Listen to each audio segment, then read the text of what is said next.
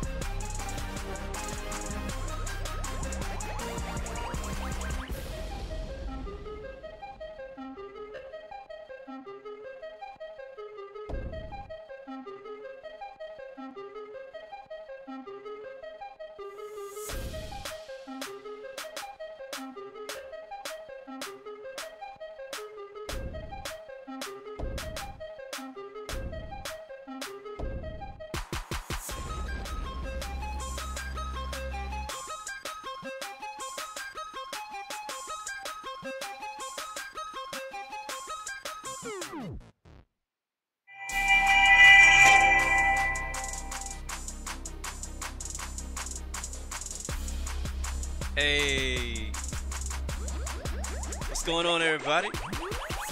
Good to see you. Caesar the Beast 20, Manny, Starly, Crunchy Toast. Crunchy Toast, that's not Crunchy Toast, by the way. Laser Gamer, Alex F263, The Gamer 44, Lucas, hello, how you doing, guys? Justin 0623. Welcome, welcome. Welcome to today's live stream. It's your boy, Blue Games. And we're on X-Plane. Hope you guys are excited. And obviously, you can fly with whichever flight sim you choose. But today we're flying from San Juan, Puerto Rico to Orlando, Florida. We're gonna be saying adios to Puerto Rico. Katajin, how you doing, man? Plainboy787, Ace up. Dan Simmer, hello. Nico, McLaren P1, what's up, bro? P1, always first. We always win in here. Last stream, I did say I don't like Spirit Airlines, but I also did say, even though I said I don't like Spirit Airlines, I did say I like their livery. So, I don't like flying with them, but I don't mind flying their aircraft livery. So, I don't hate them enough to, like, never want to fly their plane. Yes, we're flying one of the worst airlines in the US. I will definitely agree with that. Oh crap, what's up with this guy? Blocking a freaking cameraman, you're blocking my view. The music's gonna be coming down here in a second if we get started. Plane guy, how you doing, man? Alright. Alright, alright, alright. Hopefully I sound alright to you guys. Hopefully I do. So yeah, like I said, I'm going to repeat what I said again. We're flying today from San Juan, Puerto Rico to Orlando, Florida in the Spirit Airlines A320. I know everybody says a lot of bad things about Spirit, but the truth is about Spirit is that they're cheap and you get what you pay for. That's all I'm going to say about Spirit. You get what you pay for. And if all you want to do is get from point A to point B and you ain't got a lot of money, but you want to get somewhere and you don't want to bring anything with you for a very short period of time, I would recommend you to fly Spirit. I mean, I would sacrifice flying Spirit to get to a destination that I want to be at. I think is worth the sacrifice. So that's how I feel about Spirit, and that's how I feel about a lot of the cheaper airlines. It's like, hey, everybody can't afford those really expensive tickets to fly the more popular, nicer airlines. On Spirit, is basically you get what you pay for. You get a seat. That is it. You don't even get assigned seats. You don't get assigned seats until you get there. So, anyways, let's get started. We do have San Juan Approach and San Juan Adios online, so I want to go ahead and get started with today's flight before they go offline, because my luck is every time I decide to do a flight, it doesn't matter what flight sim I'm on. I can be on X-Plane, I can be on Infinite Flight. ATC seems to be like going to sleep as soon as I get here. So we have ATC here in San Juan, Puerto Rico, and we also have ATC in Orlando, Florida, or at least southern Florida. So I don't know. I think Center's online up there. So I want to hurry up and get started so that we can have some ATC and stuff like that. That'd be fun. I don't think I've really had a flight where I could really talk to ATC all that much. So let's see. I've already turned the batteries and stuff on. I already did that before we got started. I will go ahead and turn on the navigation lights. And what else do we have down here?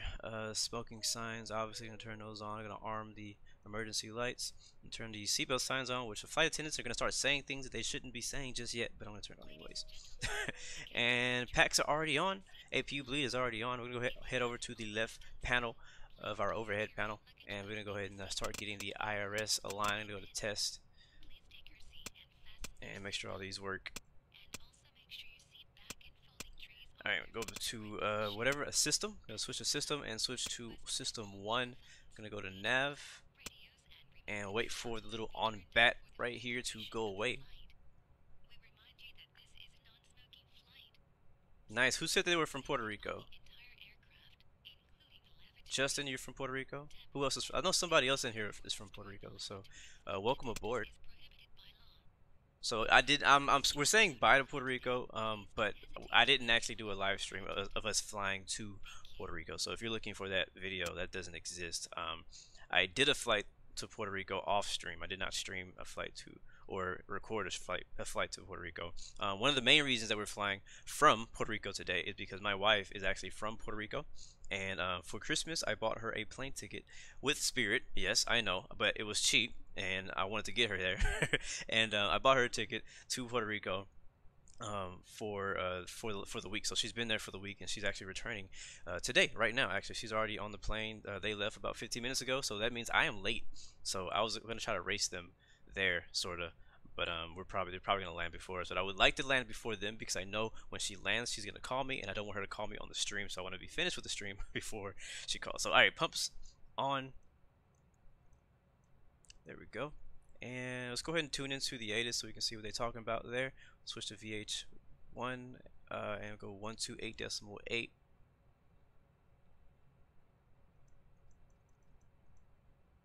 And switch that over. See what they're talking about. Oh, 125. Whoops. 125. Where did I get 8 from? San Juan, Luis sounds horrible. Altimeter 299. Visual. Landing departing runway 0810. Visibility more than 10. Sky clear. Transponder. Oh crap, it went away. Sup, LU's Luke 5024. How you doing, man? Yes, she actually does have a connecting flight from Orlando to Houston. United flies directly from San Juan to Houston. But that flight was just, and another reason is because it's the holiday season. It was during Christmas when we bought the tickets, so everything was freaking expensive as heck. It was also kind of a last minute decision to even buy the flight, so we had to go with the cheapest option, which was Spirit. So she's connecting. She's not happy about connecting. She doesn't like planes. It's funny because I love planes and she hates planes. But she didn't want to fly at all. I mean, sorry about that. She wants to go, but she doesn't like planes. So the fact that she's flying 2 planes there, she's not very happy about that. But for our stream today, we will only be flying to Orlando. That's already a 2.5-hour, maybe even 3-hour flight. So we're not gonna be doing both. So let's go ahead and turn it off, and we'll switch to 119.4. That's gonna be San Juan approach. So we'll be contacting them for our clearance. I've already filed my flight plan on the Squawk Box. We're flying on the VATSIM network. So if you have X-Plane, you like to fly with us, why not? And obviously, if you've, like I said, if you're flying at a different sim, like, Infinite Flight or P3D, whatever, you're always welcome to join us on your end too. All right. All right, so we have information Charlie. And actually no, information Lima. Nice, Kai, you're my Instagram friend. Sounds good. All right, I'm gonna be not looking at the chat here for a few minutes, so I can go ahead and focus on getting our clearance and everything and talking to ATC because I need to get us off of the ground. I don't want to be on the ground forever.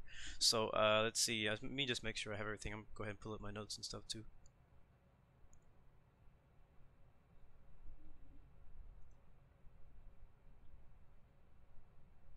San Juan approach, Blue 116 radio check. Make sure he can hear me. Are we on the right? Yeah, we're on 19.4. Maybe he's Netflixing. Maybe he's sleeping. Last aircraft calling San Juan approach, go ahead. Blue 116 looking for IFR to Orlando.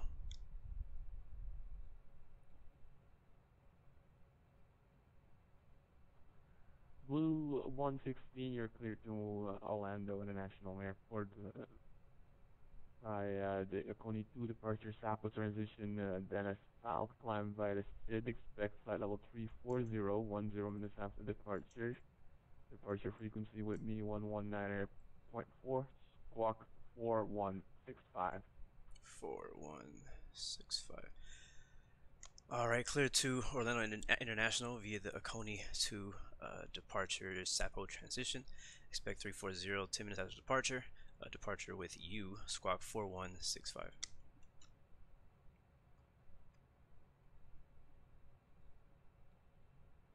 Let's go ahead and put that in the transponder here. Read back is correct. Push-in started at your discretion. Expect runway 8 for departure. Advise when ready for taxi. And altimeter 2999er. 2999er. Alright, I will advise when ready to taxi. Altimeter 2999er, Blue 116. Alright, squawk is going to be 4165. Let's go ahead and type that in, 4165. And we have, just want to make sure last time I was flying, I didn't have my transponder set correctly. I want to make sure it's right. So we have TARAS, transmit and receive, so that should be good. And I don't even know what this button do. To be honest with you, I'll put it to all. And we have our standby set to on, so that should be good. And all that should be good down there. Cool. All right, so we got our clearance. So basically, we can push back at our own discretion. So we just need to get the aircraft set up and ready to go. We're gonna be expecting runway 08 for departure. That should be, I think that is, what direction? I think that's over there to our right, I believe. I could be wrong. So go ahead and put our altimeter in real quick before I forget to. That's gonna be 2999er. Oops.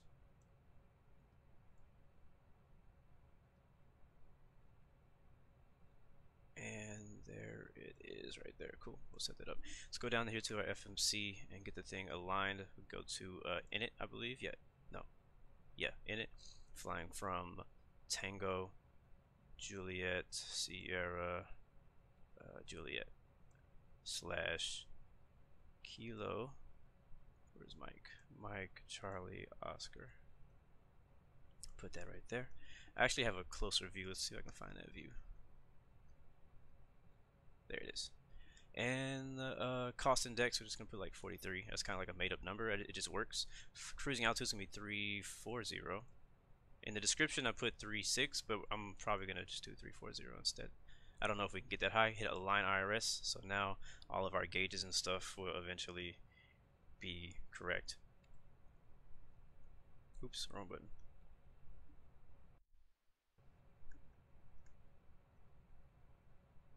There we go. And next we'll go to, let's go ahead and load up some fuel. So we're going to call the fuel truck in. He's going to come up and we'll get our fuel page set up.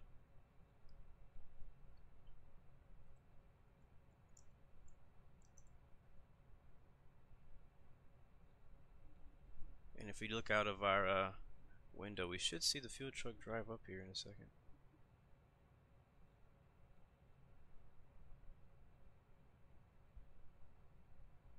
Is ground handling deluxe worth it? You know what? I don't know because I don't have it yet. Elite Aviator. I've been thinking about getting it. So you guys tell me your opinion on ground handling deluxe because I kind of want to get it. It looks pretty interesting. I love having ground crew and stuff like that. Like I love having it's the cool thing about all the JAR design aircraft is it comes with its own ground crew or ground trucks and stuff like that. So I would love to have another one. Where the heck is my fuel truck? I know I clicked on it.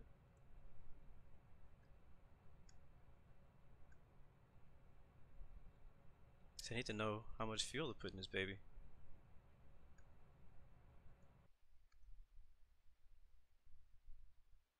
I don't need. Oh, I don't see the fuel truck.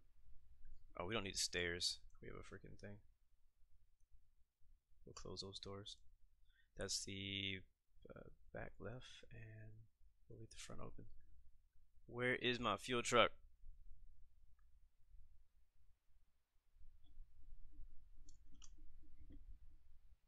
Like he's nowhere to be found. He's not even like driving around right now. He's just not there.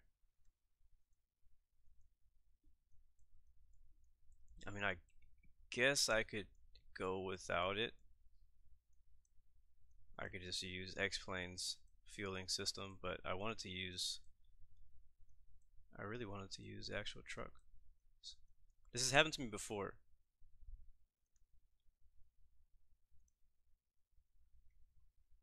My computer specs are in the description below, so if you guys are wondering what that is.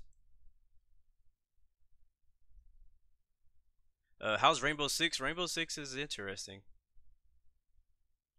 Yeah, I hope this doesn't go the same way last time we flew to Orlando. That's another reason we're flying to Orlando again. We've flown to Orlando a few times actually. We flew there on an infinite flight maybe twice, to and from Orlando, and we've attempted to fly to Orlando in an X-plane, and I forgot what happened. Oh yeah, I remember what happened. Devastation happened. Horrible things happened last time we tried to fly to Orlando. All right, this is not working, so we're just gonna skip that step. All right, I'm just gonna go to weight and balance here, and we'll go ahead and set our weight and balance to today's flight is gonna be about 2.5, possibly 3 hours max.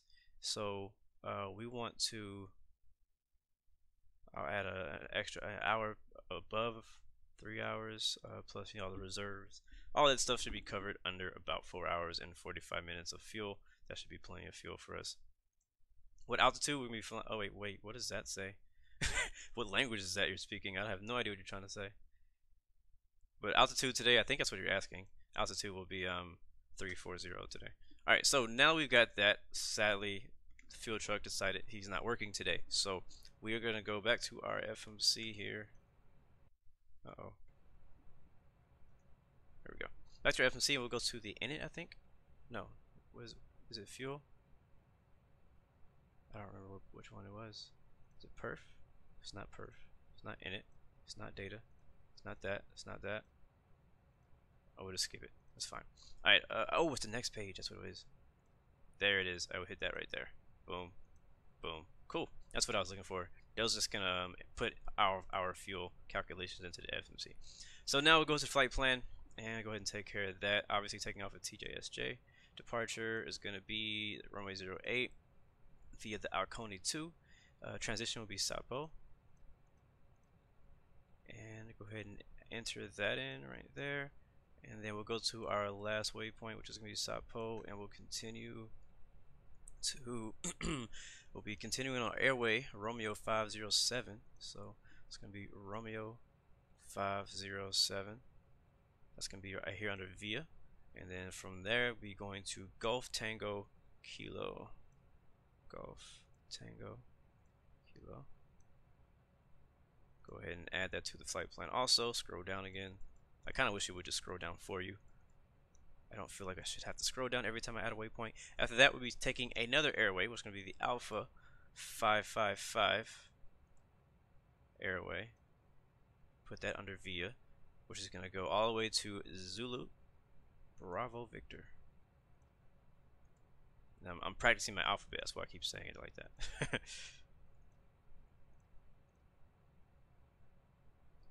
Yeah, I don't speak any German at all. None. Alright, flight plan's looking good so far. Next, we're going to be going to another airway, The Bravo Romeo. Hold on, wait, before we do that, let's clear that out. Let's click on ZBV, Airways. Okay, there we go. Bravo Romeo 57V. 57 Victor. There it is.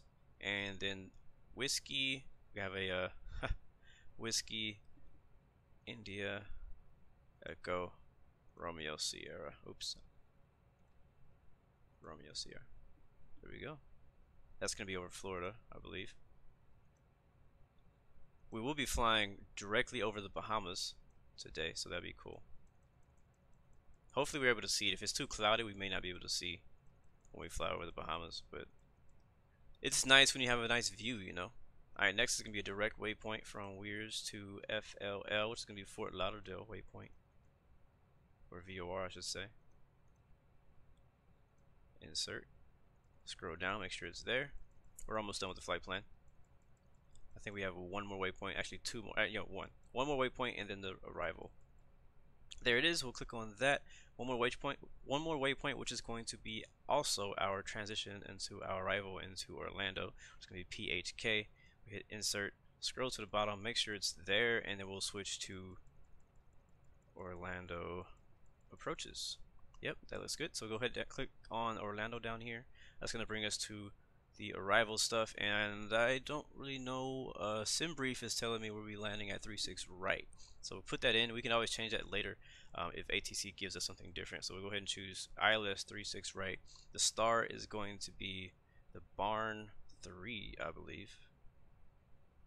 Yeah, Barn 3, which actually is supposed to be Barn 4 because that's the most updated version. Hit Novia. Transition, we can use PHK and then enter that into our flight plan also, just like that, and I think that is good. So we'll go through our whole flight plan, make sure there are no discontinuities. Looking good, good, and still good, all good, everything looks great. All right, cool, nice. Not a single discontinuity. That's a freaking miracle. All right, so now we'll go to we'll program our V1, all good stuff. We'll click that, and click that. So our V1 will be 130, VR 135, and V2 will be 150. One thing that I'm not able to do is change the flaps and stuff. Where can I? We'll be doing flaps 5. Oh no, I'm sorry, flaps 2. If we go to load, all right. So right here it shows 0.7dn. So we'll try to type that, I guess. So I think the way you put that in is 2/dn and then 0.7. Let's see if that worked. Yep, it worked. Cool. And flex, I think flex is 40. I think it's F40. If I remember correctly, I don't remember if that's right. Yeah, I think that's right. Alright, cool. Transition altitude is going to be 18,000. That looks good to me. Everything looks good here. We'll scroll to the next page, next phase. That was good. Alright, go back through. Flight plan's good. Performance in it's good. Initialization is good. We could put a flight number just for fun. I'll put blue 116 right there, just because why not? And everything else looks good. One thing I do need to fix, last time I flew I had turned the sound down, and I think that's on the MCTU menu, and I'll turn my sound back up. How do I do that? Oh, there it is. Back to 50, just like everything else. Engine internal, engine external. Oh, if this is too loud I can turn it down, so let me know guys if the aircraft gets too loud for you, because I can adjust it. Cool, so we'll just do 50 all the way down. I don't even know what it was, the default. I just know I changed it to turn it down earlier because I was doing something. Alright, so done with the FMC. Let's go ahead and get rid of the load page. And let's see, we'll go back to the top. That looks good. Our radios are looking good. We still have ATC online. Pushback is at our own discretion, so I think we're ready to push back, people. The generators are on. Yeah. We are ready to push back, so let's go ahead and do that. Alright, let's go ahead and see, where are we though? Which way are we going?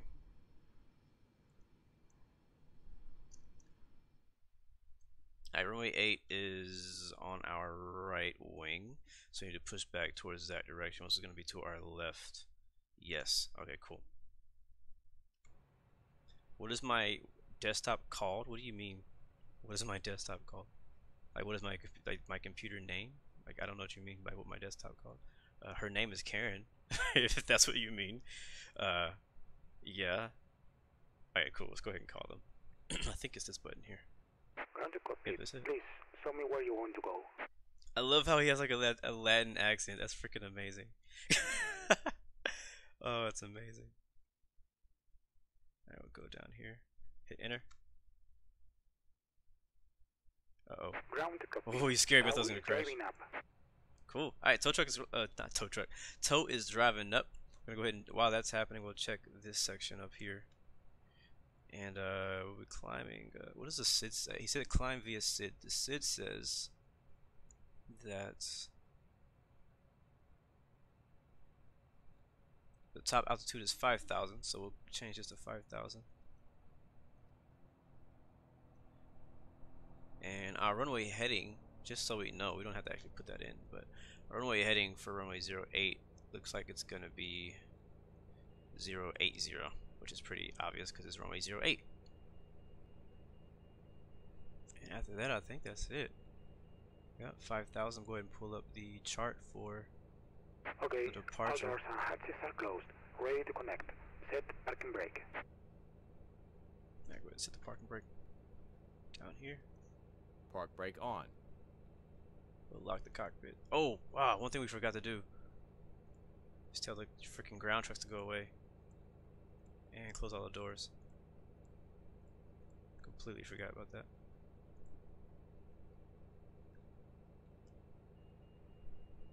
Freaking fuel truck never showed up, man. He didn't show up for work today. He did not show up for work today. This is your chief flight attendant. On behalf of Yours is Emily? Cool. Yeah, my computer's name is Karen, and my wife always teases me about it. She's like, you're always with Karen. also make sure your seatbelt is correctly fastened. Also, Thank you, Planes and Trains, for putting that in. Release parking brake. Yes, my virtual airline is for infinite flight. I do not have a virtual airline for X-Plane. Alright, what did he say? Because I wasn't listening. I think he said to release the parking brake or something. So let's go ahead and do that.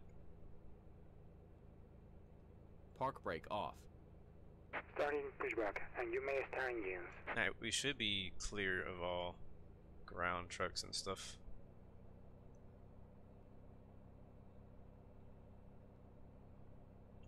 I do like United Airlines, HTG and gaming. I actually, United Airlines is my favorite airline. Yeah, so I'm just flying Spirit today. Because this is also a Spirit route.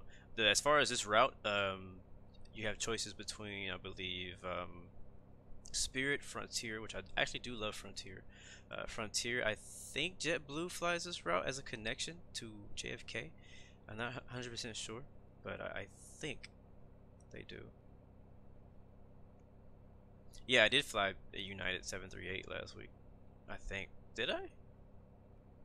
Sometimes I always forget. What's up, Aviator? How you doing, man? Cash Davies, good to see you, bro. How you doing? How you guys doing? Hope you guys are feeling great, looking great, doing great. This is the first. This is actually my first X-Plane stream of 2018. So hoping for the best. Go back here, make sure all you guys are doing great. Got all you guys back here with us in the back. Stop frowning at me, making these weird faces. Turn around. All right, we're gonna go to declutter our thing here. One thing I didn't do. Oh, let's do our checks. Let's do a checklist. Why not? Before start checklist is probably gonna be all wrong, but I'm gonna try it. Before start checklist. Cockpit preparation completed. Gear pins and covers removed. Signs on. Adios. Nav mode. Fuel quantity in kilo 05237. Takeoff data set. Barrow reference set. Windows, Operation doors complete. closed. Set parking Beacon. brake. It is not okay, sir. It is not on. I Spoiler love how on. he says it is Beacon not okay. On. Throttle levers idle. Parking brake. It is not okay, sir. Oh it is my not gosh. on. I think we're finished pushing back anyways. Yeah, so we put the parking brake back. Parking brake on. Checklist completed. This plane is Brake so on. funny. Stand by. Welcome back, Avon. You're not late. We just got here. Did we actually fly Houston to Dallas? I thought that was a dream.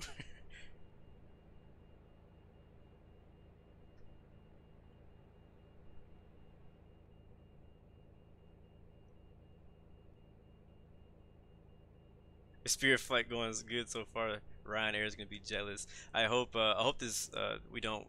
I'm planning on not dishing out the Ryanair landing package for you guys on this flight. That's the plan. I don't want to give you guys the Ryanair landing package. I wanna give you guys a good landing today. And like I said last time, thank you, our gamer, for that subscription, man. Welcome to the Blue Arrow Royal family. I'm sorry it didn't show up on the screen. Apparently, if you don't have your subscriptions on public, it will not show up as an alert. So, but thank you for that subscription, man. Stow is disconnected and bypass pin has been removed. Hand signal on the left. Cooler We'll see you pushback. next Now you don't time know what I'm and talking have a about. safe Oh, flight. don't. Thank you. Muchas gracias. Have a great day. I don't know, some of our streams go so fast. Just a freaking blur. Alright, we're ready to start engines. Let's do it. Let's fire this baby up. Let's fire up the A320. And where do we start? Beacons are on. What is this? Oh, runway turn off, smoking signs, all that good stuff is on. Dome lights, don't need them.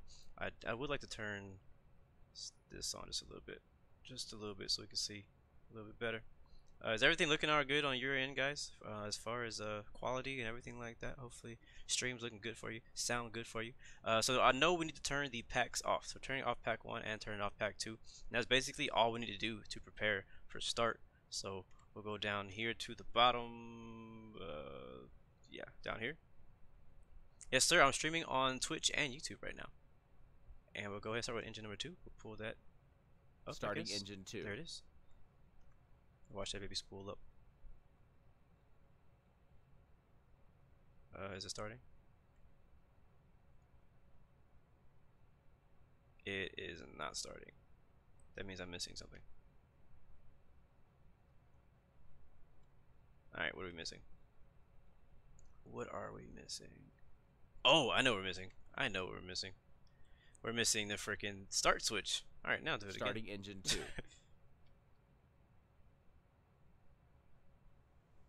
Yep, there it is. EGT's rising. There we go. We got power.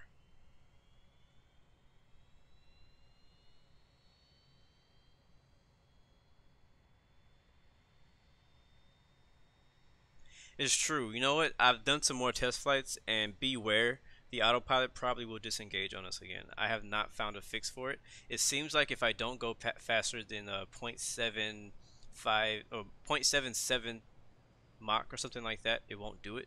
Like, it'll stay engaged the entire time. So we're gonna have to watch for that and just prepare. So I'm gonna keep the seatbelt signs on for the entire flight just in case the autopilot disengages.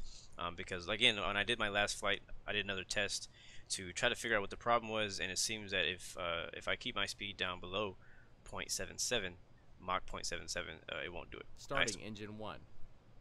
So we're actually gonna be cruising at 0.75 today to be safe and be out of the way of that, because it's just really annoying when that happens. It's true, Starley. I'm not very familiar with Airbus planes, but I'm trying to get familiar with them. I'm pretty familiar with Boeing. You know, I've been flying Boeing a lot, but I want to get more familiar with Airbus because it's the it's the other like most used airplane. So I want to be able to fly both of them accurately. You can barely hear me, or you can barely hear the plane. So everybody else says the audio sounds good. So it might be something on your end. Alright, we got 2 good engines. And let's go and do our flight control test. Or actually, we do it after start, I guess. After start First. checklist. Anti-ice. As required. ECAM status. We'll turn checked. on. Pitch Generators trim, are good. 0 decimal. Do we need 7 packs? Down. Yeah, we'll turn Rudder packs back on. trim. It is not okay, sir. It is not 0. Wait, the rudder trim? How is it not 0? Where is rudder trim, anyways? I don't even know where it is. Oh, we need to update this. There we go. Make sure I don't just taxi off. I do have ATC here. I have to remember that. I'm doing good, Grand Porter. How are you doing, man? It actually is easier to start an Airbus engine than a Boeing. I've learned that. Once you learn how to do it, it's a very few steps to start an Airbus versus a Flight thing. control So we're gonna check. skip that. Full We're up. gonna flight control. Check. Full down. Check. Neutral. Check. Full left. Check. Full right. Oh. Check. Neutral. Check. Press pedals disconnect push button. Where's the button at? Check. Pedal full left. Check. Pedal full right. Check. Neutral. Check. Press pedals disconnect push button. Check. Checklist completed. Alright, looking good. Now time to taxi. We'll go ahead and turn on the taxi lights. Oh, we need to landing. Flaps there it is. 1. Flaps 2. I honestly don't know where the rotor trim is in the Airbus. Floodlight, don't need that. Integrity lighting, we'll turn a little bit of that on. Standby nav, we'll leave that as is. Tilt, I'll turn on the weather radar, I guess. I don't know if we can do that on the ground, but we'll turn it on anyways. Everything down here looks good. Altimeter's set. Flight plan is done, finished. Yeah, we're good. Alright, let's go ahead and let them know we're ready to taxi. And he'll give us our taxi instructions.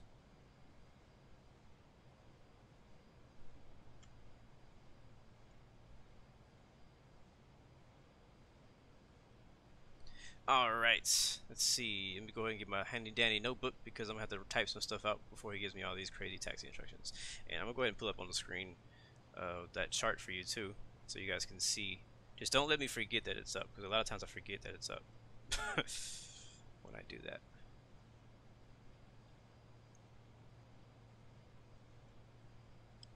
So hold up.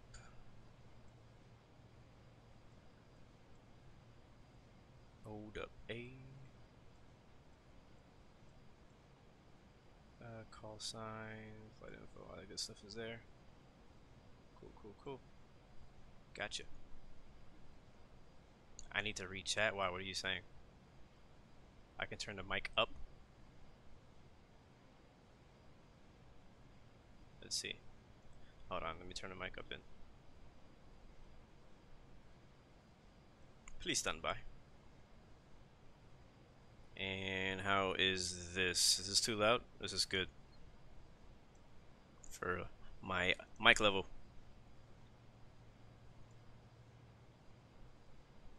See you, Aviator Illin. Good to see you, bro. Glad you were able to stop by. Nice, Justin. You're doing Hawaii, Los Angeles. That's a good flight. We'll be doing a flight to Italy sometime. I have scenery out there. I built some scenery out there in Italy and who else? You know, Austria, the Alps over there, the Swedish Alps. Alright, that's better? Cool, cool. Alright, cool. So now my mic sounds better. I'll go ahead and contact someone approach. He's probably like, what's taking him so long?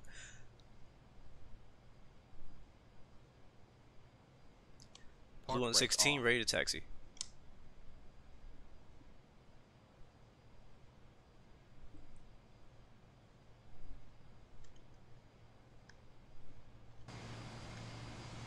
Blue 116, runway 8, taxi IS Sierra, altimeter 2999.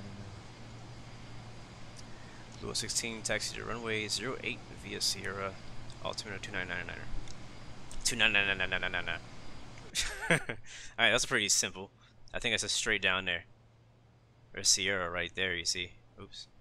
So let's take a right here on Sierra and then we'll continue down there. Who was that?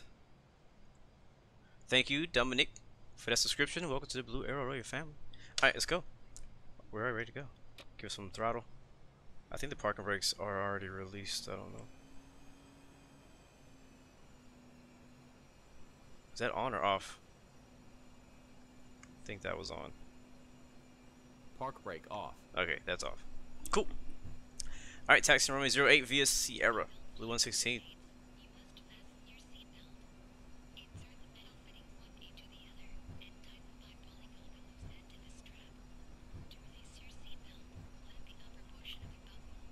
There we go. Fix that little friggin' stupid bug. There's another aircraft here at San Juan, but for some reason, I don't know why. On Squawk Box, the other aircraft are not showing up for me for some reason.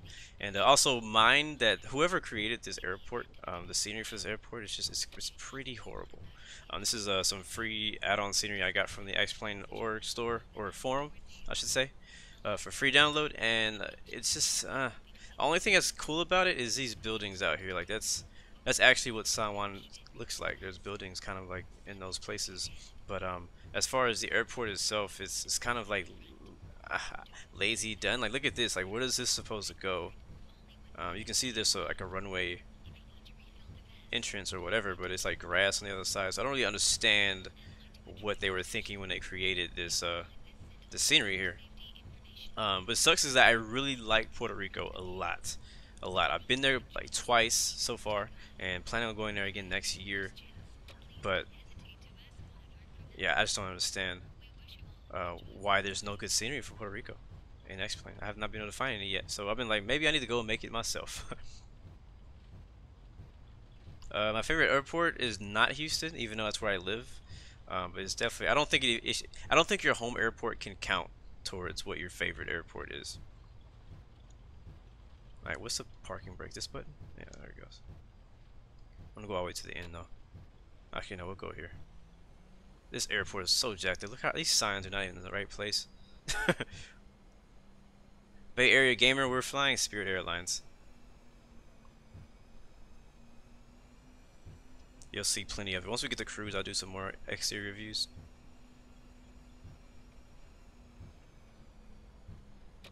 Here we go. Alright, we're holding short, runway 08.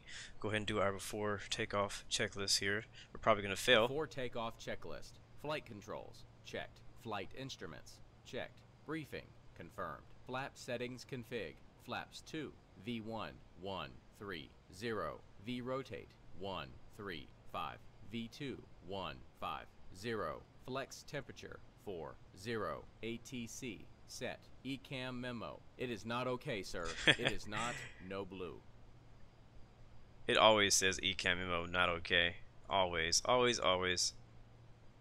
Yeah, I flew JetBlue out of Puerto Rico last time I went from Puerto Rico to JFK. Alright, so we're going to ignore that because I can't even see the ECAM. The ECAM is supposed to be right here, and for whatever reason, on my version of the Airbus, JAR Design Airbus A320, it does not show up. So we're going to hit medium, no, max actually, I think we're supposed to set that to. And our spoilers are armed, flaps are set. That looks good. That looks good. That looks good. Everything down here looks good. We'll go to the top menu, and we'll turn our landing lights on, all the way up. Turn all lights on. Strobe lights on. Emergency lights are already on. Seatbelt signs are already on. And we are ready to go. Yep. We'll do one last look at our aircraft before we get out of here, in case you were wondering.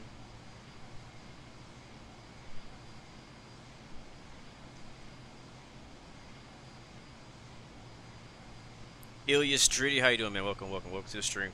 And again, guys, as I haven't been, if I missed your message, I apologize. But once we get to cruise, I'll be more available to talk and everything. So looking good. Let's go ahead and get a screenshot while we're here. Why not? Cool. Let's go ahead and let them know we're ready to take off. San Juan Tower, Blue 116, holding short 08, ready to go.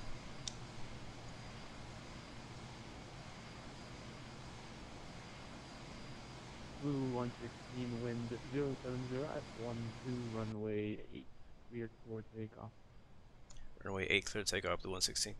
Alright, ready to go, let's go. Park and brake release. What is my gear button? Oh, that's kind of important. I think, I'm trying, like, because my buttons are mapped out differently than when I play DCS World, so I have to, when I get back in X-Plane, remember what my gear button is and all that kind of stuff. So I think it's this button over here, but I might just hit G just to be safe. Alright, we're gonna let it roll.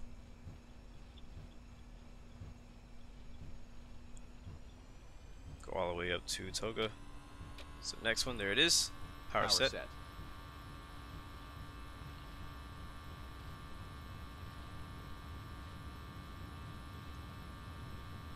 100 knots. Skrillex from Puerto Rico, nice man. V1. There's rotate. V1 and rotate. Oh, so smooth. Like, ooh, that Positive felt so climb. nice right there. Positive climb, gear up.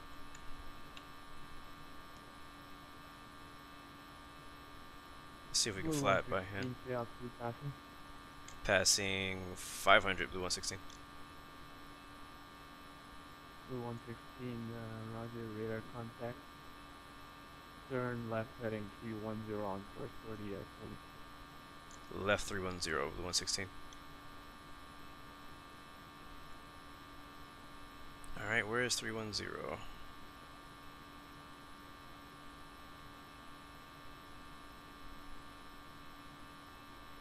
I must go back down to level climb. There we go. Put the nose down.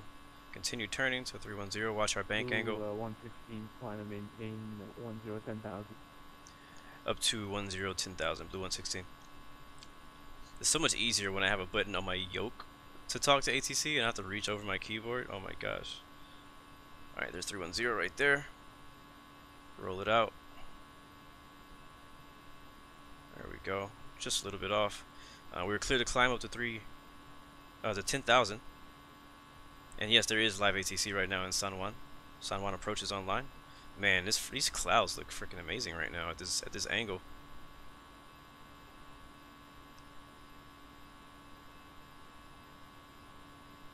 Alright, so still flying it by hand. We'll go ahead and go flaps up. Speed checked. Flaps 1. He said 310. I wasn't sure if he was giving us the good to go. Speed checked. Flaps 0. To continue on course. I think he did say continue on course or something like that. I can't remember though. So right now it's going to keep flying 310. Hopefully he goes in and tells me to continue climbing via SID or whatever.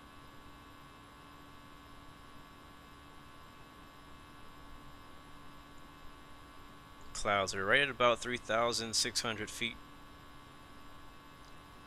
Say goodbye. Adios to Puerto Rico over there. We'll be over the water for most of this flight. But maybe we'll have some nice clouds to look at. Is this San Juan International? Yes, sir. San Juan.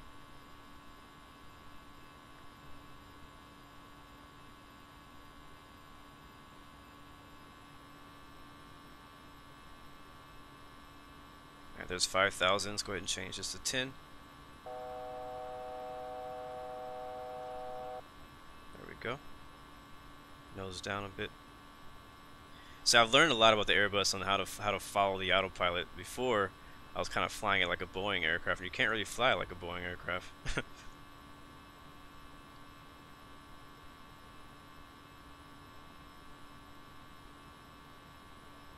San Juan approach. Did you say to continue on 310 heading, blue 116?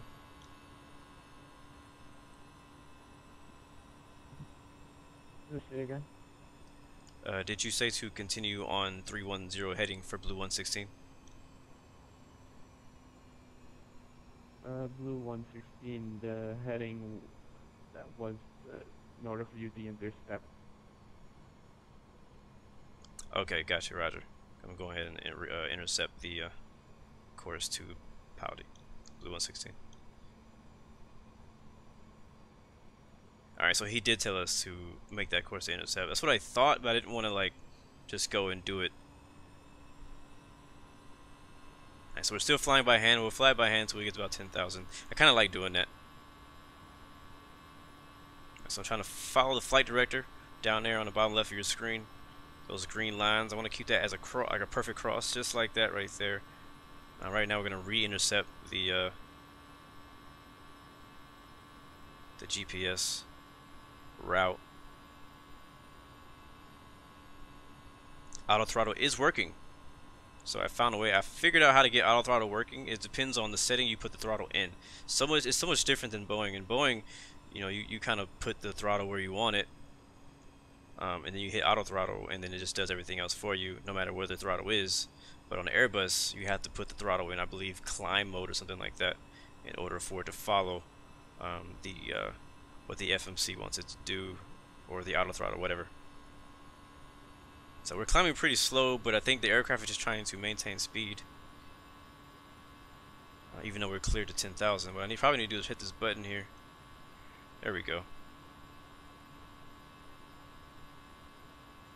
Because we were cleared up to 10,000 feet.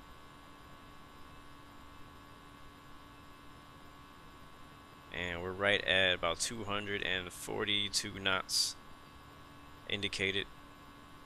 Our ground speed is 277, flying through the clouds. No turbulence though. One thing about Puerto Rico is it rains kind of like every day. Like, it's beautiful, it's pretty hot there. Thank you for that subscription. Welcome to the Blue Arrow Royal family. I'm sorry I couldn't see the name just yet. I'll see it here in a second when it pops up on my screen again. And I am sorry I left it. Oops. That was an accident.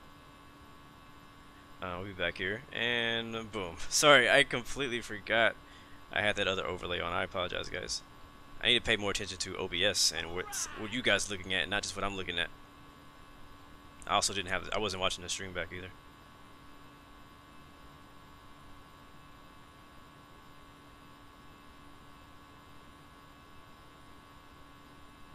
Even if I had an accidental FaceTime call, it probably would not be on my face. It'd be on somebody else's face. I hate FaceTime. I hate when people call me FaceTime calls with no warning. I'm like, bro, I wasn't ready for you to see my face. I was like, thought you was just gonna call me a regular call. Thank you, Justin, again for that host, man. Really appreciate that, bro. That gave you a fright. Yeah, that's my intro. And I didn't realize that we were still on the split view. So my bad. Alright, still climbing to 10,000 slowly.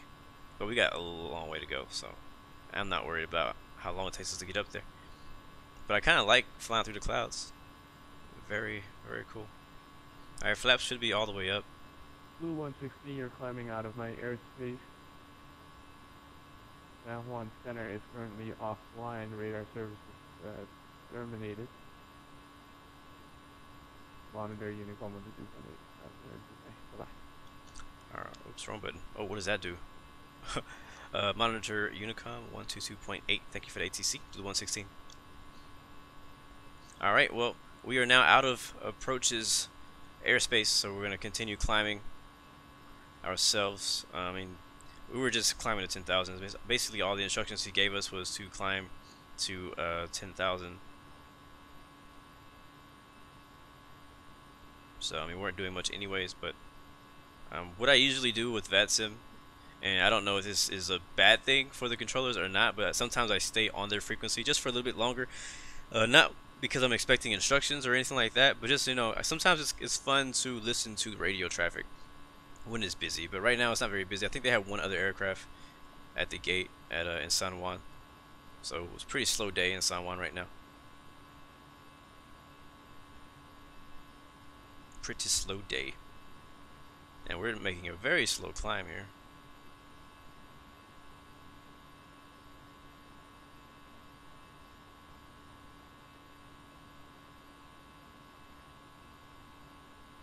So still flying it by hand. I think I'm getting a little bit better. I can't say I'm like a lot, but I think I'm getting just a bit better with this joystick the more I use it. So I'm trying to do more flights with it.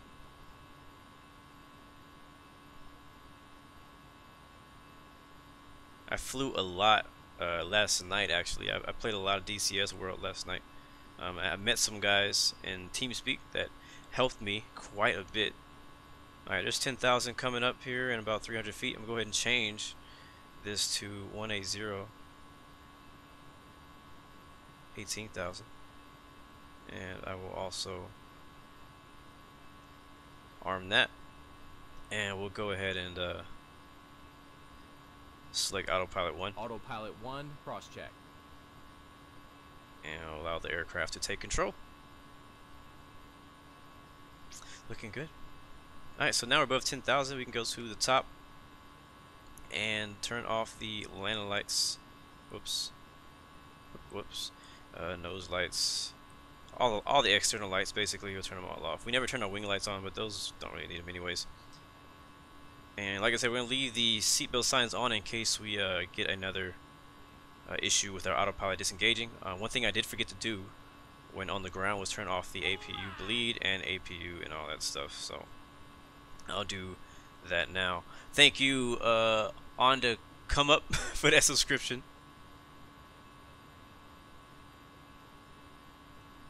Game capture, X-plane. OBS did. I think I pressed something and it didn't like it. So I'm just waiting for X-plane to show up on the screen for me. Oh, my gear's still down? Holy crap. Gear up. Why are my gear down? That makes no sense. Alright, hold on. I'm trying to get the OBS back up and running.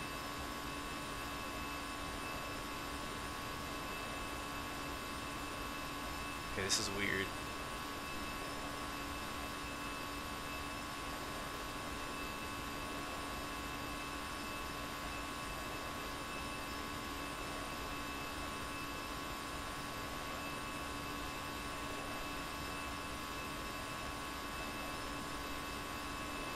There it is. Why would you do this to me, OBS? Come on, I thought we were friends. I thought we were friends. Alright, we're back. Sorry about that, guys. Sorry for the inconvenience. I'm glad that I caught it, because I could have like continued playing and not even knowing that the OBS stopped because X-plane was working just fine.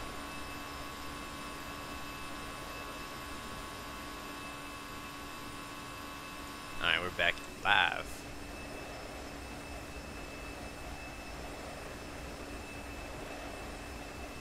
Yes, you are the only girl here. All by yourself, so be careful. Watch out, these guys are thirsty.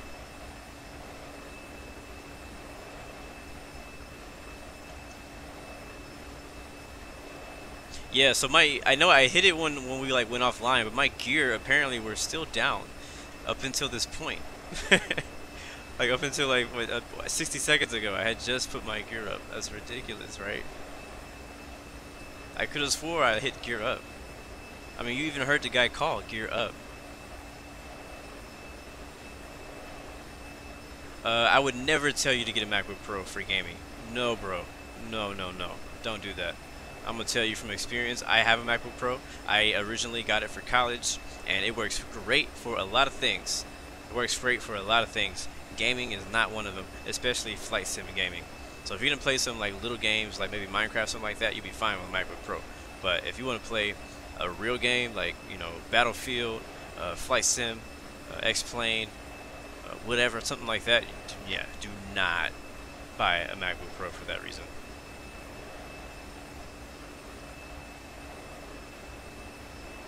Yeah, the man should have been like, it's not okay, sir, it's not okay. He didn't say it. Yes, Starly will post the Discord channel in the link, in the chat. You have 1 minute to join. If you don't join by then you're out of luck, my friend. Only moderators are the only people who can actually invite people anymore. So that's a new setting that I had to enforce. All right, we are now completely out of the range of approach. So we're gonna switch over to Unicom.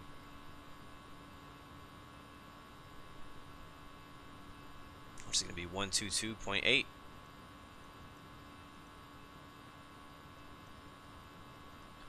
Yeah, I doubt anybody's gonna be on. There's not many people out here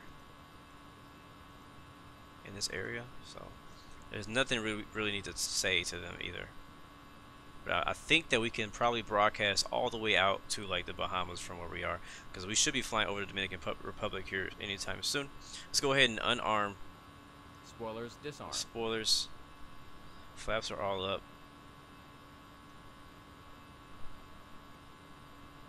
Land lights, all that good stuff is up. We'll switch this to fuel so I can monitor fuel. APU's off as it should be.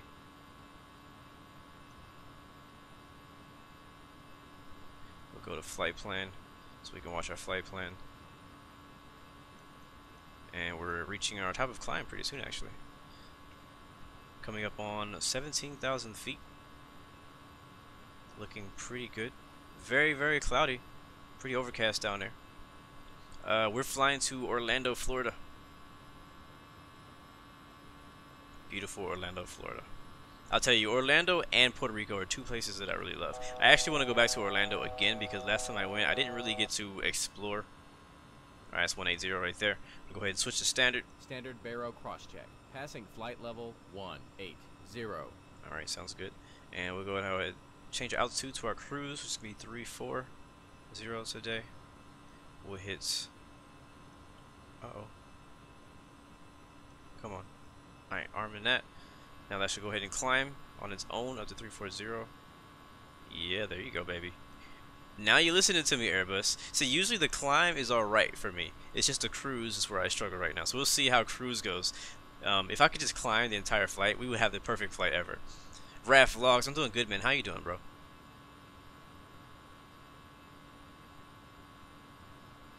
Info Kid, we're flying a Jar Design A320 with the Spirit livery. Oh, that view right there is so freaking sexy. Look at it. Look at her. This is not the like the Flight Factor A320. No, this is not that. And this is actually the X-Plane 10 version of this plane. I haven't upgraded yet. I wanted to make sure I like the plane before I want to upgrade and spend more money on it. Info Kid, I said this is the A320, bruh, by Jar Design.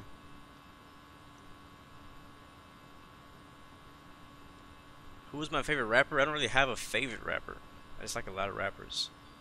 I haven't really chosen which one is my favorite, so I don't really know, to be honest. That's the truth. Let's see. I like. I'll tell you who I like. I like. Crap. This is a great time for me to have a brain fart. Who do I like? Let's just go through my Spotify real quick. And speaking of music, once we get the cruise, I'll go ahead and add some music. Right now, we'll enjoy the sounds of the aircraft on the way up to cruise. But this view, man, holy crap.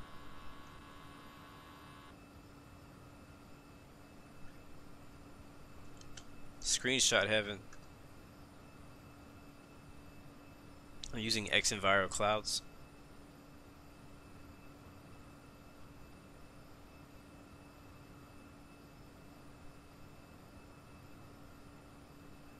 It's true, man. Graphics could trick somebody into thinking this is real life. Like, I'm taking screenshots right now, and for you guys who weren't here at the beginning of my stream, my wife is actually on this same flight, so she may take some screenshots on the plane, and we'll compare. Even though she's not as good with the camera as I am, but yeah, X-Plane has such good graphics. Once you add add-ons to it, and the same way with P3D, to be honest with you, when you put add-ons to these flight simulators, they get dangerously close to real life graphics. And that's exactly why I like flying them. That's what I want to see. I want it to get as close to real when it comes to graphics as possible.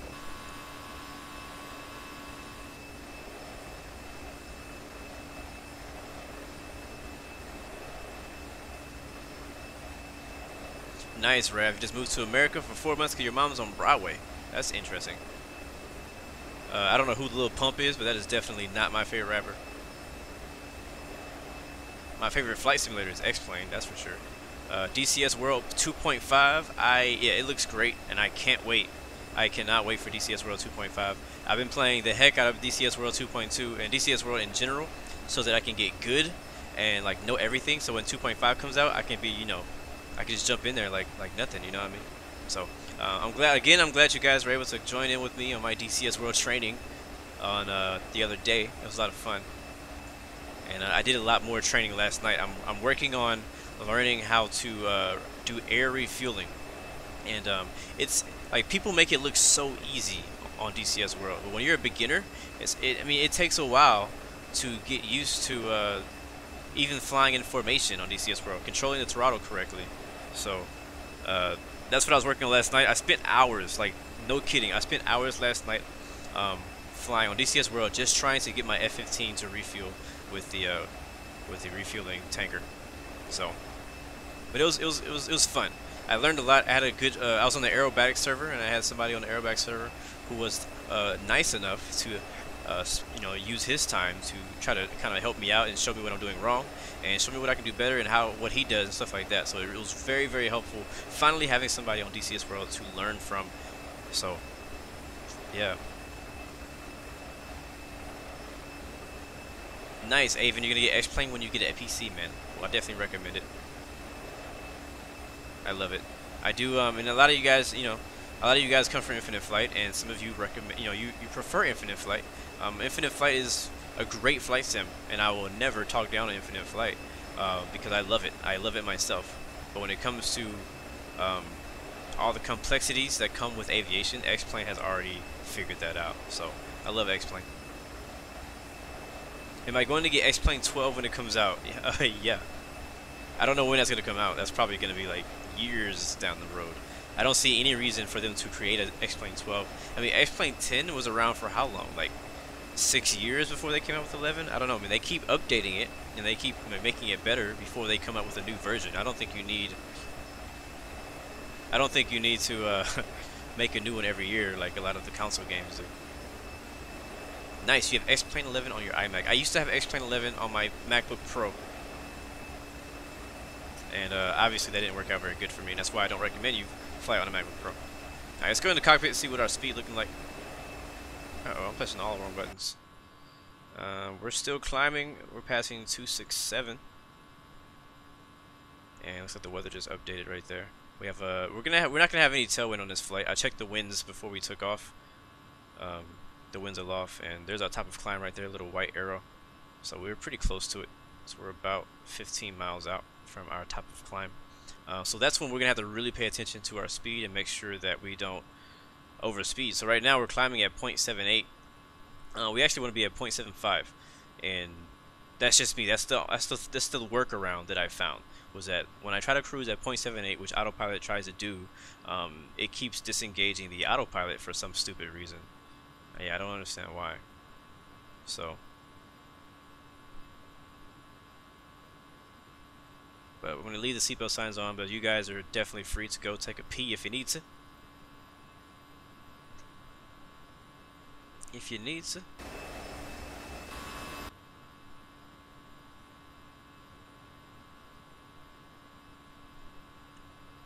Oh yeah, we will be serving food on today's flight. We'll be serving grilled cheese sandwiches with toasted bread. Butter toasted bread. With a side of french fries. Seasoned french fries. So enjoy. It's on me. Hey, Louis, I am not a pro. I mean, I think the cool thing about streaming and kind of doing this journey together with you guys is the fact that you guys get to see me fail. And maybe that's not so fun for me.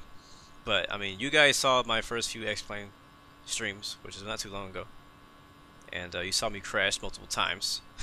You saw me go through the struggle. You saw me take 2 hours to start up a freaking Boeing 737-800 or 900 or whatever it was. And you also, last stream, you saw me struggle to fly the Airbus, this exact same plane. So it just takes time. I think that you get better with flying and flight simming as you do it. Root Beer Gaming, how you doing, man? Welcome aboard. Glad you're able to make it.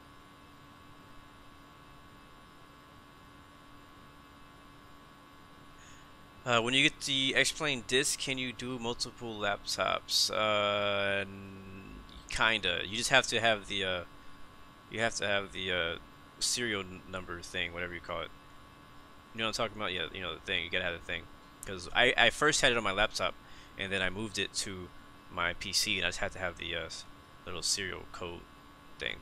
So, but I don't think you can play them at the same. You can't play them at the same time on two different machines because you have to keep putting in the serial number every time.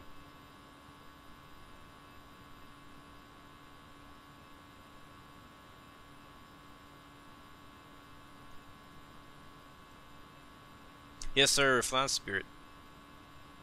Holy crap! Whenever that wind changes, I think it's another reason that the autopilot goes crazy.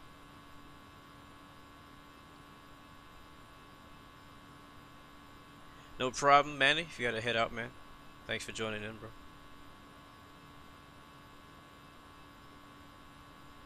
If I was in a real Airbus A320 in real life, would I know how to fly it? No. That is for sure. Alice, or Al, however you say your name, I'm sorry, but you popped up on the screen. Everybody saw you. Thank you for that follow. Welcome to the Blue Arrow Royal family. Appreciate you supporting through Twitch. Yeah, I almost missed that. Alright, coming up on 320 here. That's pretty soon. Our top of clown's been pushed back, I think. We're alright. I'm gonna switch this to 80 miles. I believe our TCAS is on. Yeah, TCAS is on.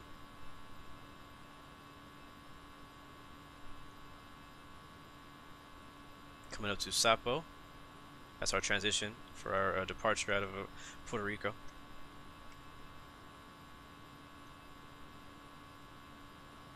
Thank you for the follow on Twitter too, bro. Baking Cakes. Appreciate that. Speaking of Twitter, I forgot to announce that I was streaming right now. Let's go ahead and do that. I always forget. Like, I forget to post it. That's why I have a automatic thing on Discord to post it whenever I go live on Twitch. Because if I go live on Twitch, I'm pretty sure, you know, you have a pretty safe bet I'm live on YouTube also.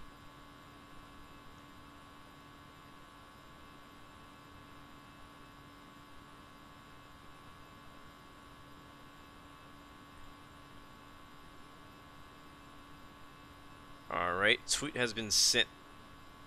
I didn't put a link in there though, so I just kind of assume if you're following me on Twitter, you probably already have me on YouTube.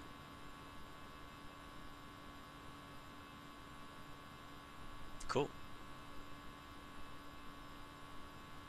This thing is climbing pretty slow, but hey, like I said, long flight. But yeah, so if I was in to answer that question earlier, I mean, if I was in a Airbus A320 in real life and I had to fly it, and with no instruction right now at this moment, I would not be able to fly it safely. The same way with a Boeing 737. Yeah, I could start on flight sim and stuff like that, but it's a bit different. Baking Cakes, thank you for the subscription. Welcome to the Blue Arrow Royal family. But this is a bit different when you're in real life. The buttons are in the same place, but I don't know, it's weird. Alright, there's our cruise altitude. I'm gonna go ahead and switch on there we go. We'll go back down to Mach 0.75 right there. That's gonna slow us down. We're at our cruise, but I just want to bring the power back so that we can not have autopilot disengaging every 5 minutes, because who likes that? I like it when you can just cruise and literally cruise. You don't have to do anything. You just sit here, chill, hang out, jam some music, whatever you do mid-flight. Welcome back, Grand Z. In Switzerland, it is 9:41 p.m. Where I am right now, it is 2:42 p.m.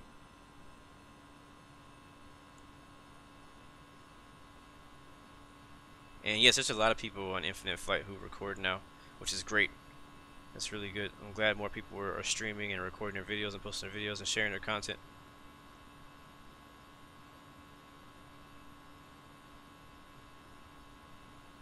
Oh, cool. You'll be spotting at Houston. Sounds good, man.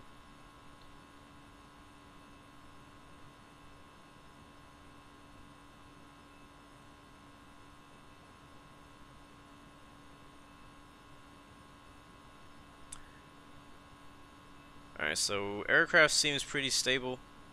I'm still, like I said, gonna leave the seatbelt signs on. We have a almost direct crosswind at 248 right there.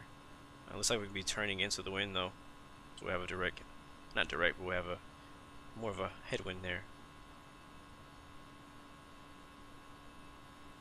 Alright, just gonna go ahead and clean up some things around here. Make sure everything is set as it should be. Auto throttle's good. 340. We can turn this off, I guess. Look up top. All lights are as they should be. Beacons are on. Nav logos are on. Those lights are off. AC is running and working pretty good.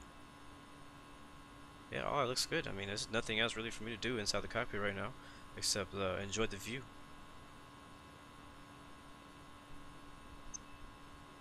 Yeah, in America it's afternoon right now. Alright, cool.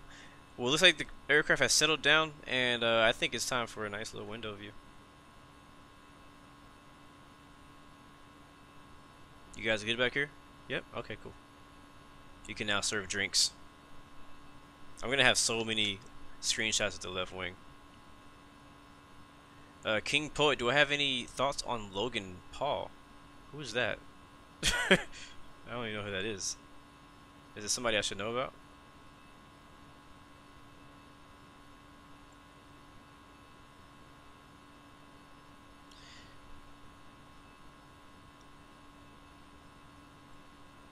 It is true though. I actually did have a sub boost um, when Infinite Flight Global came out. It's just kind of good timing for me. I didn't really. I can't say that I purposefully timed my channel for that because I had already been streaming a few months before the global release came out. I only before global came out, I only did like one one flight about global. And that was when we had like an update about what it was going to be in there, and I was excited about it, so I wanted to stream about it and talk to you guys about it. So we did that. But when global released, I was I wasn't the first. I don't think I was the first person, but I was one of the first people to stream and do a video on of global. So a lot of people wanted to see it because Android was not out yet.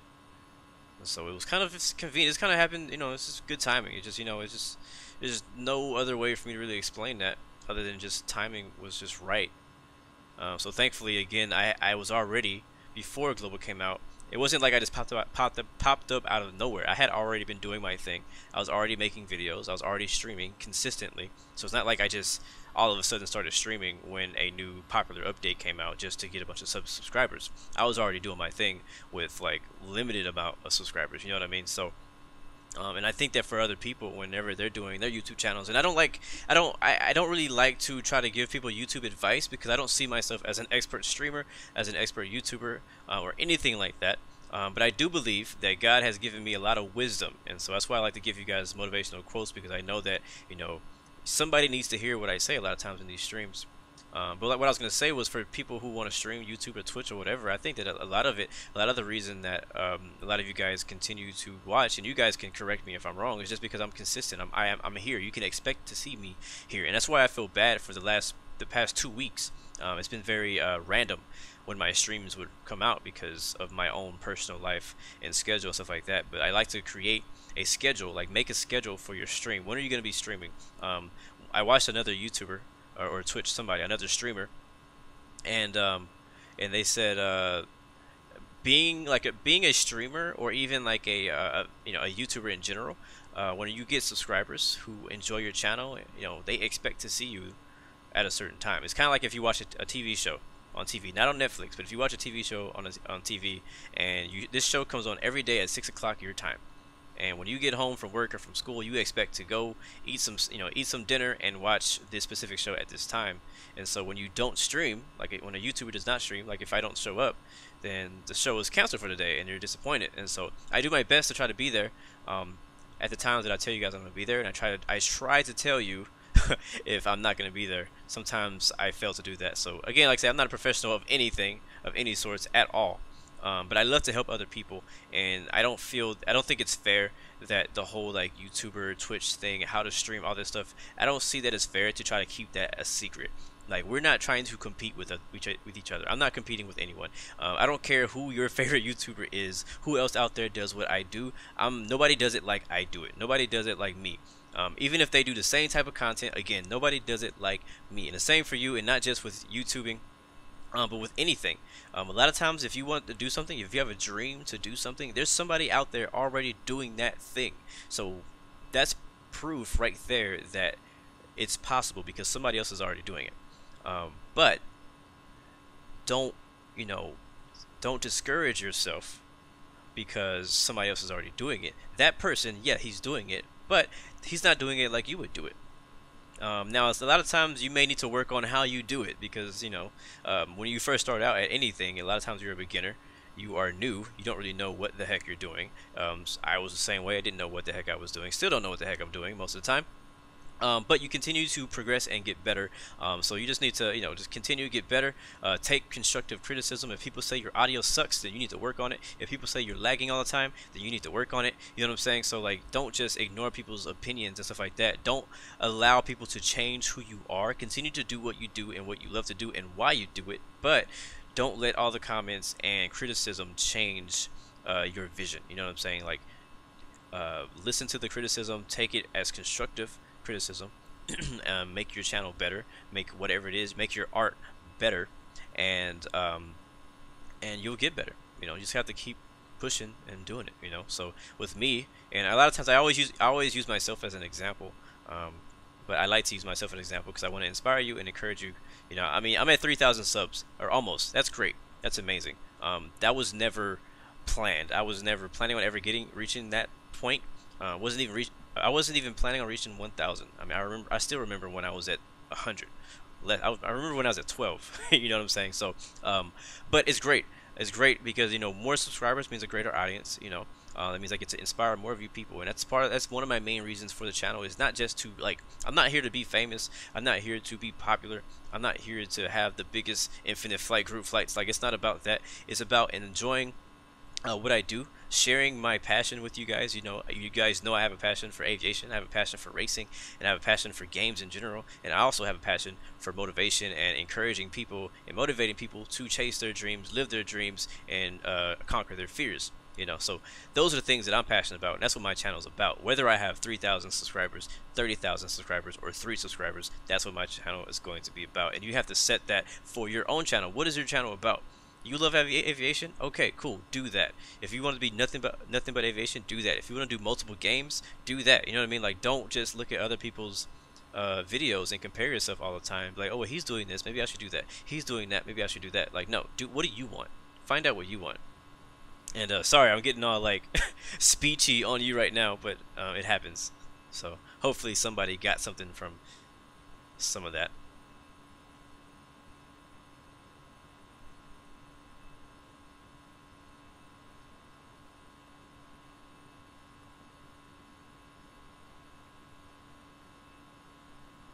I agree. Windows should definitely integrate Apple emojis because I love Apple and I love emojis.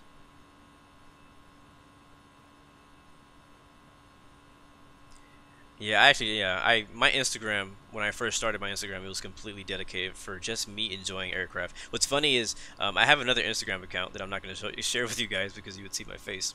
Not that don't want you to see my face. I just, you know, I'm going to save that for a later time. But I have another Instagram account, and none of my friends, like none of my actual friends and people that I know in person, like share my love for aviation.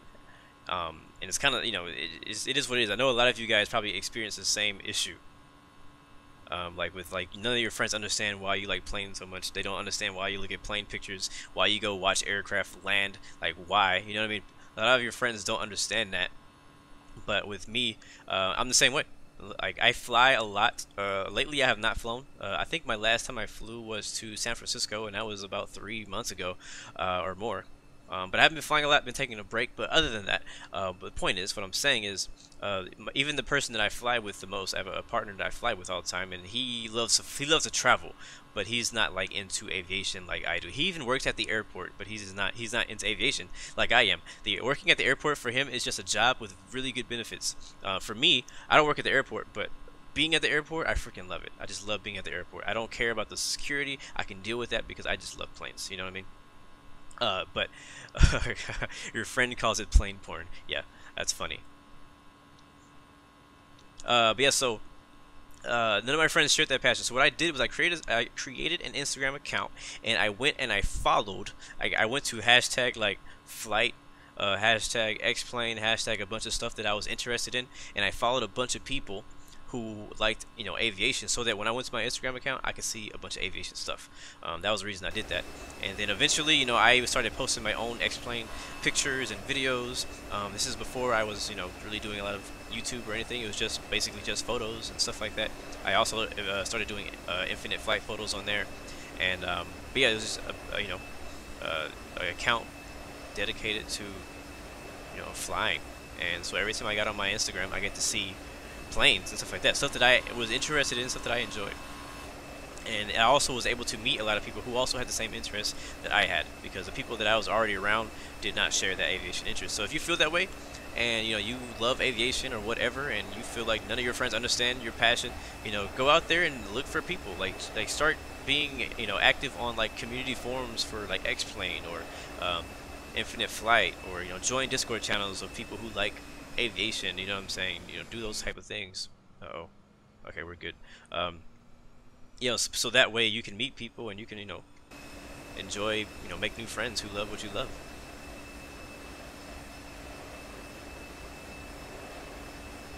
King Poet, I do not know McAllen Miller International Airport. Where is that? Uh-oh. Big glitch right there. I don't know what happened. Alex Pete, your favorite plane and airline is 737-800 by a Delta. Cool.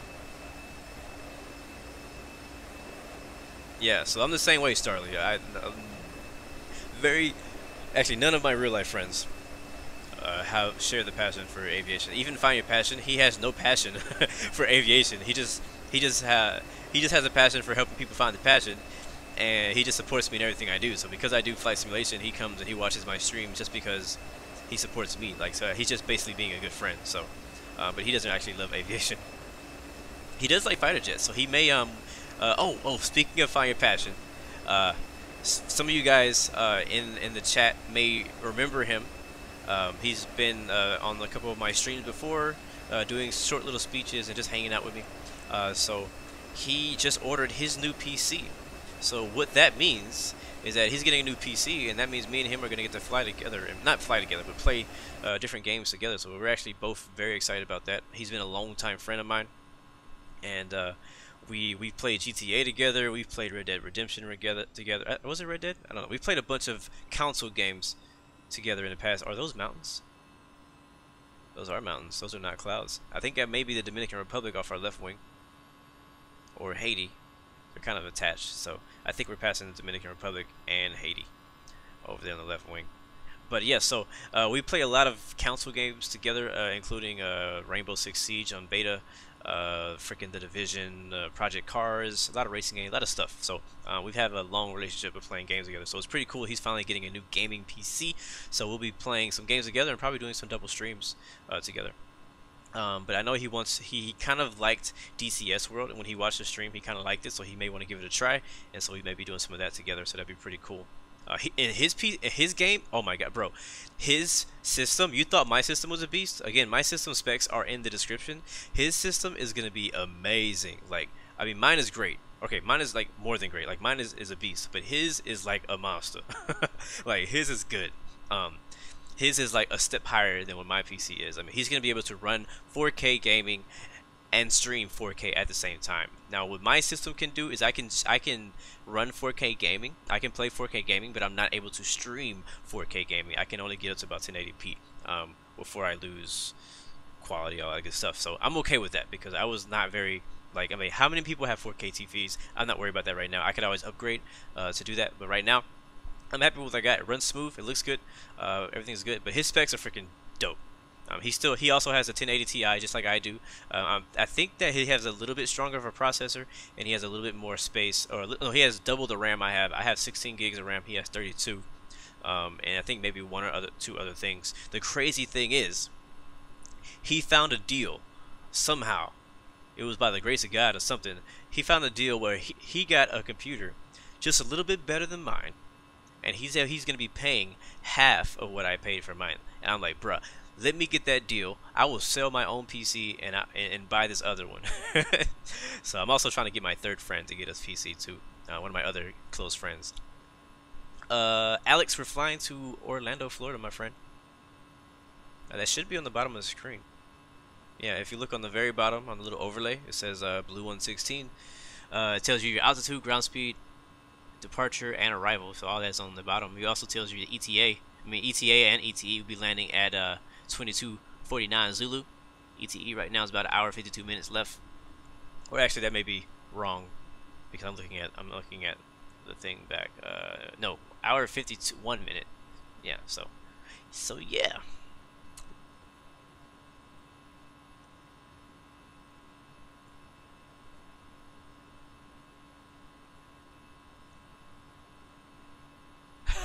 Justin says, oh, that's so funny. Justin says, one day I'm going to randomly join a session in GTA and find Blue and Find Your Passion on the way to the military base in a stolen Luxor private jet. That's something that could definitely happen.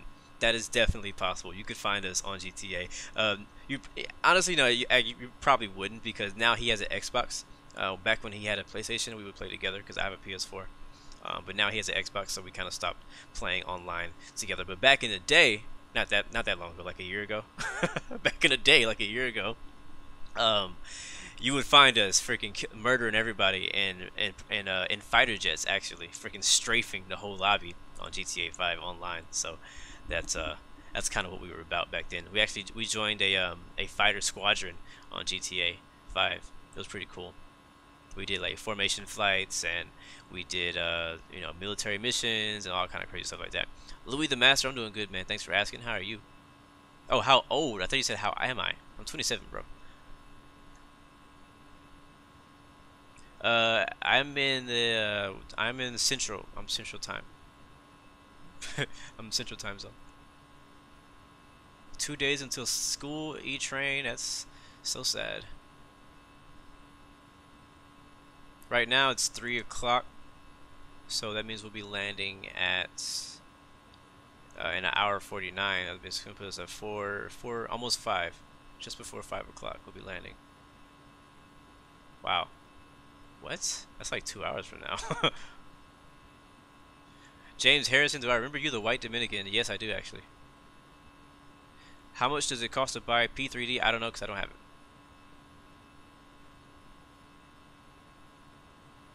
Alex Pete says, not to brag, I don't like Spirit. That's all good. I think the Spirit is an acquired taste. I personally do actually like the livery. I like the more, the less basic liveries. Like when a lot of the liveries, like people like United, British Airways, American. I mean, actually, I really like the American Airline one. Delta. A lot of those liveries, like it's just all white and then a little splash of their brand color and their logo. But I like liveries like Spirit, where it's like full, all out, everything's painted. Also, you get to like Southwest has a really cool all over paint job, or livery, I should say. I'm trying to think of who else. Oh, Frontier. I love Frontier. It's so dope. I love Frontier's liveries because they're not just basic. It's not just white with like a logo on it. And so that's why I like Spirit's Spirit. I don't like the old Spirit livery, the old blue and red one that they used to have. I like the new yellow one.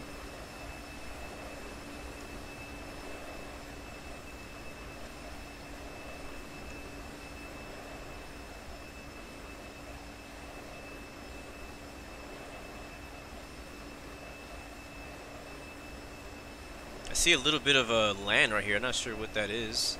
You guys can also track the flight on VATSIM or VATtastic, however you like to track. As a Bravo Lima uniform 116, blue 116 is my call sign. So if you guys want to track today's flight on VATSIM, you could do that also. Speaking of VATSIM, looks like we don't have any more ATC all the way up until Orlando at the moment. When we took off, there was Center. Florida Center was online, but they're not online anymore. But I know that Orlando actually comes on pretty often, so you just never know. Either way, it is what it is. I'm okay if we don't have ATC.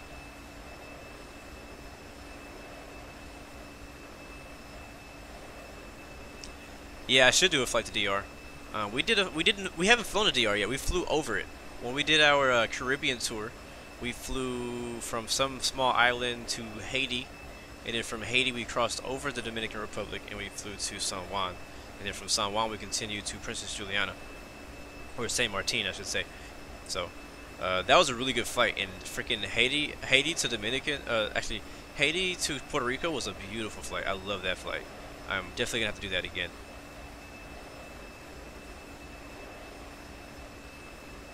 No, I have not heard of the Gemini jets. Yeah, we have a lot of tours. There's so many possibilities, man, with Infinite Flight and X-Plane, and just being able to fly anywhere on the world, man. There's so many possibilities of what you can do, especially with tours and all types of stuff, fly-ins,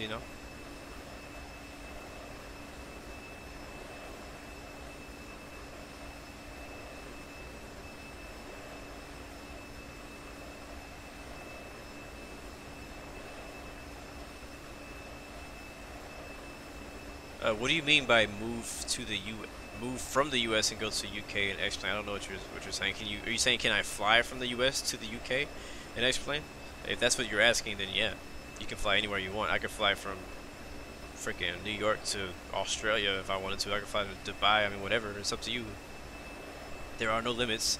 I don't know if you can get to the moon or not. I know you can fly into space. They have spaceships and stuff. Yeah, the biggest problem with that flight was that we were on training service, so we probably need to redo that flight and get a little bit better of a quality flight. Yeah, somebody needs to put the Dominican Republic as a suggested destination on my Discord channel, so I can go back and take a look at that, because I would love to fly DR.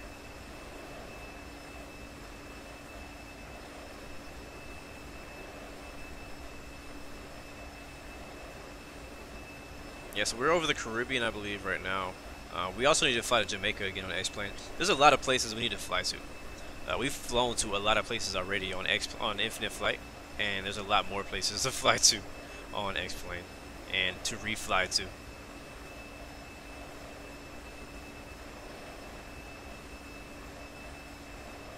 Oh, I see what you're saying. I keep flying in the US, or you're asking if I can fly in the UK. On X-Plane, you mean? Because I fly a lot. Nobody can say I don't fly a lot in the UK on Infinite Flight, because I fly freaking everywhere. The other day I actually checked. I went to my my video manager on YouTube to see, hey, where have I been going lately and what airlines have I been flying with, because I was trying to decide where I wanted to fly and with what I want to fly with. And I thought, like, it felt like I've been doing a lot of US flights, but that's only recently. If you look in the past, when we flew Australia just a week ago, we flew to where did we go? Mexico, not long ago. I mean, we've been everywhere. X-Plane, I've only been flying in the US because I only have scenery in the US, and I was having issues with getting my scenery to download correctly. So that's one of the reasons that we've been flying a lot in the US. But I have been working on building scenery in the UK, mainly over near Zurich and Italy in between. So I do have Amsterdam, so we'll be definitely be doing Amsterdam at some point. Hopefully, maybe we can get into doing that this week sometime. Or not this week, but next week when we get back on schedule. But yeah.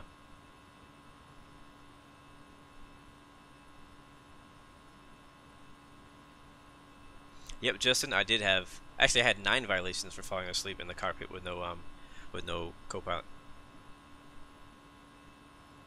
On Infinite Flight, by the way. Yeah, so I have a lot of payware and freeware aircraft on X-Plane. I have private jets, I have GA aircraft, and I do love to fly GA and private jets. But lately I've just been trying to get the hang of, again, the Airbus and the 737 because I want to fly them for longer flights. But in the future we'll definitely be doing some GA, some smaller aircraft type stuff, some propellers, some props. I want to do some VFR flying.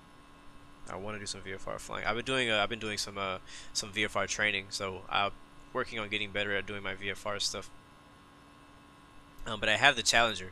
We'll be flying the Challenger. I also have the what's the heck, the Aerobaz something. It's like a small little private jet. It fits about 6 people in it.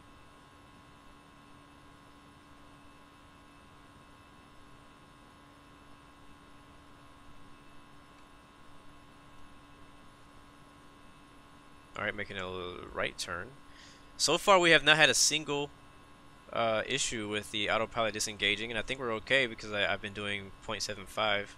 It says 0.74 right here, so hopefully it stays this way the entire time. I'm really hoping it does. But so far so good.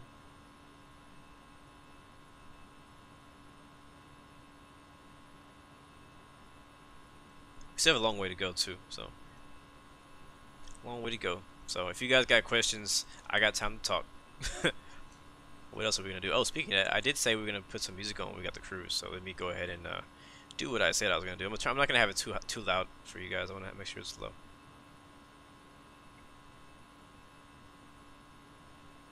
So just let me know though if it gets a bit too loud.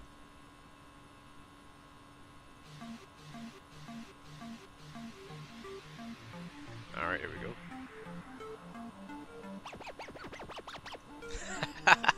I'm just messing with you guys. This is not a DJ. That would be pretty fun though, like to do like DJing in the air. That would be like freaking dope. I need to find more music. But yeah.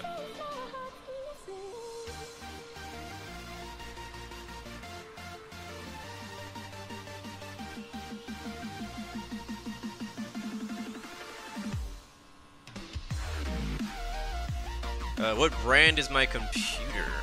It's Windows. I don't know. Like it's a custom built PC, so it's not like tied to a brand or something like that. You know what I mean? Can you guys hear me all right with the music in the background, or is it too loud? Do I need to turn it down? Let me know, because I can't actually hear it back right now.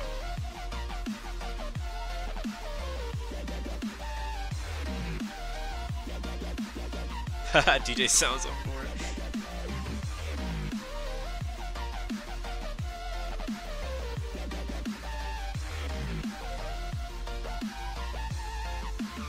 Justin, I do remember you. I remember Justin. So I think I always assume that whenever a Justin pops up that it's you. So, but cool, man.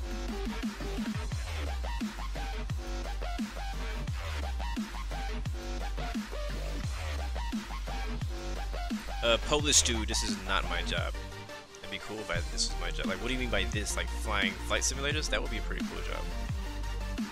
The problem with flying flight simulators as a job is you would probably be like some type of like test flight simmer person who like finds all the bugs, so therefore you don't ever really get a legit flight because your plane will probably crash because you're trying to break it.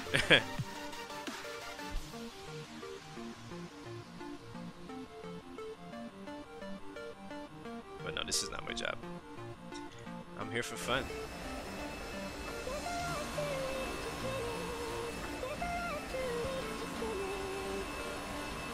Holy crap. Damn. I'm trying to find a good view. How long until I start descending? A long time. Actually, we can look at that. The cool thing about the Airbus, well, actually, not just the Airbus, but the cool thing about having a freaking MCDU period is, oops, hold on. This one. Alright, here we go. If we go to scroll down on our flight plan here, we'll look for T/D. And here it is. So top of descent will happen at 22:33. So right now it is what time is it? Right now it's 21:11. So in an hour and like 15 minutes we'll be descending, about hour 15.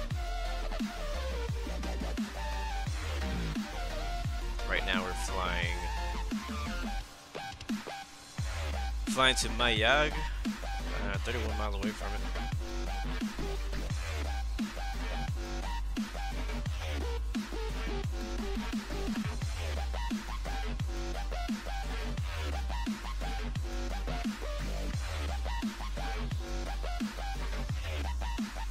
Can you see my head bouncing to the music?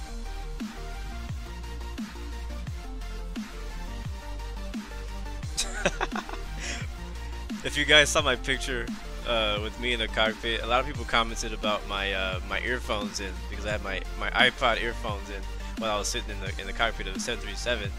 Actually, I took that photo in Puerto Rico when I flew to Puerto Rico. I took that photo there. The pilot allowed me. He was nice enough to allow me to sit in the captain's seat and take some photos, so that was a lot of fun.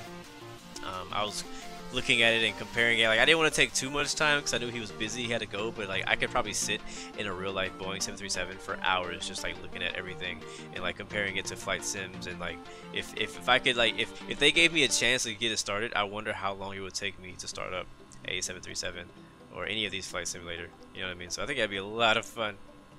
What am I using for clouds? I'm using XEnviro. I just actually bought XEnviro. Thanks to some donations. I bought the XEnviro add-on for X-Plane. Before I had the SkyMax Pro, which is okay. It used to be better on X-Plane 10, I feel, but it's just, yeah.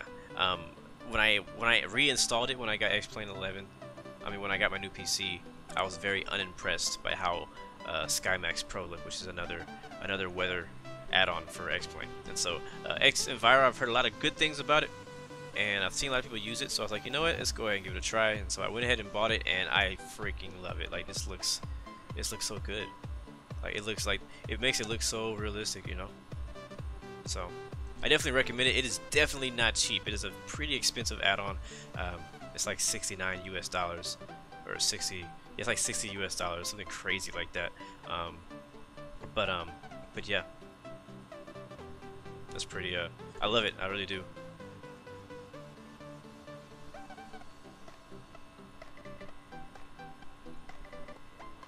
Like I told you guys, whenever you, I mean, I never ask people to donate. Again, I never ask people to donate.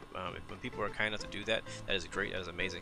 But I try to put that money to good use. I don't want to just, you know, splurge on some stupid crap I don't need. But this is something I definitely do enjoy, and I feel like it actually adds a little bit more quality to my streams too. So, thank you guys for supporting. You know, no, it's not cheap at all.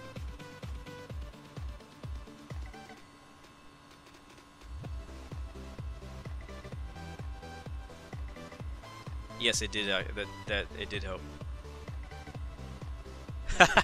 Alex says, "I'm gonna go watch your video. See you in a bit." All right, sounds good. They're all about this long, so see you next time, man. Thanks for joining in. Appreciate you watching the videos too, man. Really, really do appreciate it.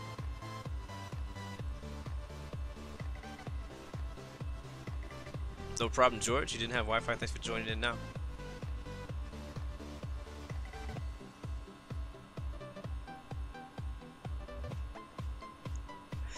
James says, Blue, you know all this flying from airport to airport is cool, but we gotta step it up next time. We gotta step it up. We need to do circumnavigating the globe. Oh man, look at that turbulence we just hit. I think that was the weather updating again. You know, yeah, we actually do need to do that. I don't know. I gotta find a time when I can have time to do like a freaking globe flight when we fly around the whole world. It's just tough. Like, I don't even have time to do regular long haul flights. Trying to find time to do a global flight. What I might do is just create like a global tour. So we'll just start from a specific airport and we'll fly around the whole globe and just pick a really cool route.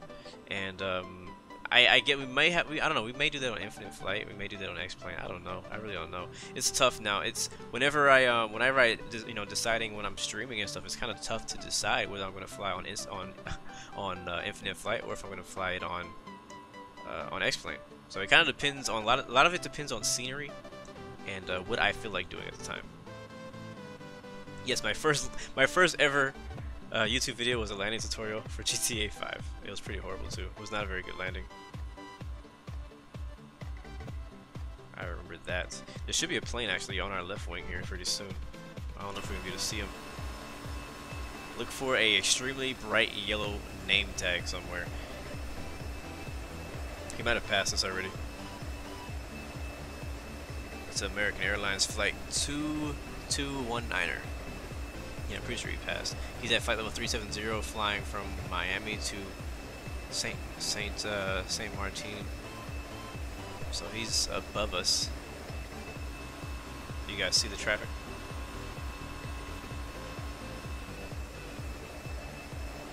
Okay, we're at 340. He's 3,000 feet above. We should see him. It says he's like right there. Oh, is that him? Let's zoom in. He's not very far over there. I cannot find this guy. If you guys see the traffic point him out.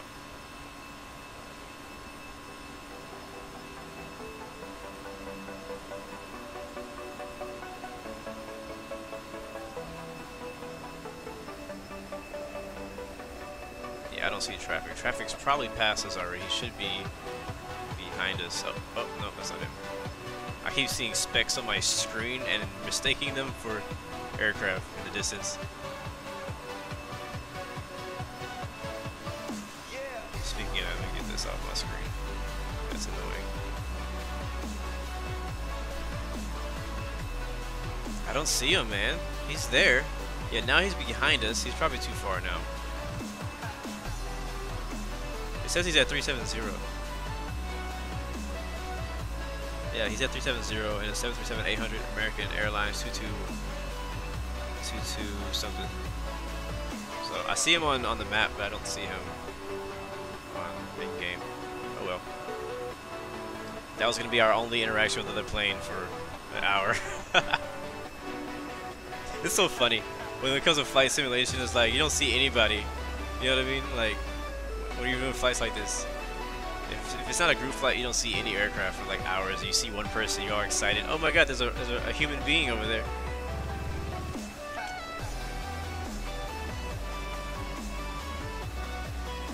Alright, my bad. I missed a few of you guys' comments in the chat. Yeah, I actually do love that pyro approach. When we did the no, what was it called? The most dangerous airport tour. That was probably my favorite leg of that tour. We had the return back there. I want to see how that looks on X-Plane.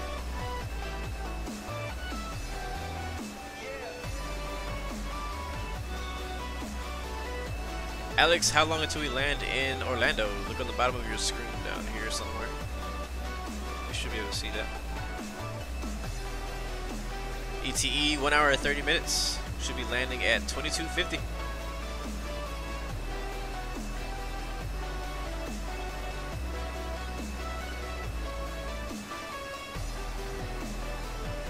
Oh wait, was it Peru? No, it was the other one. It was some other place. It was somewhere in the Himalayas. The leg we do it in the Himalayas is the one that I love. I love that approach. I can't remember what the name of it. Can somebody tell me what the name of the place that we flew to the Himalayas was? We did 2 flights. We did 2 legs of the most dangerous airport tour in the Himalayas. One of them was harder than the other.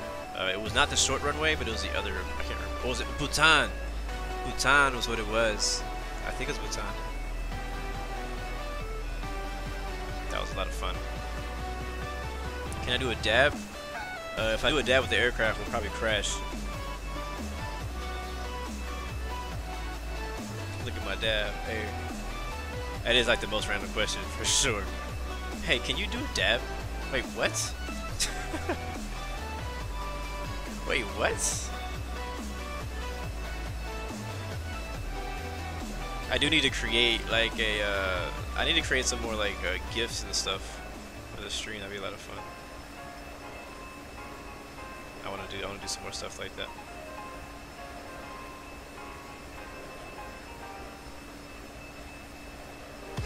How's life? Life is good, man. Life is good. I can't complain. I'm just thankful. Thankful to live another day.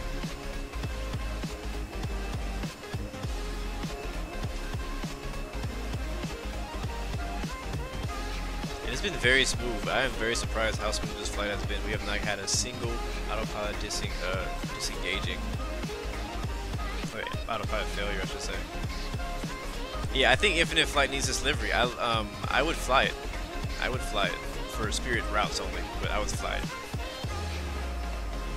Because honestly, I would have done this flight on Infinite Flight if Infinite Flight had this livery. The reason I didn't do this flight on Infinite Flight was because 1, I want to play X-Plane, 2, because I don't like the old Spirit livery. Nice. PL, what's going on, man? Hey, how you doing, man?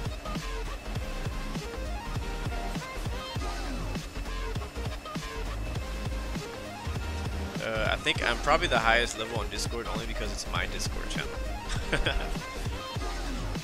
Mini flight. This is not IVAO. This is VATSIM, bro.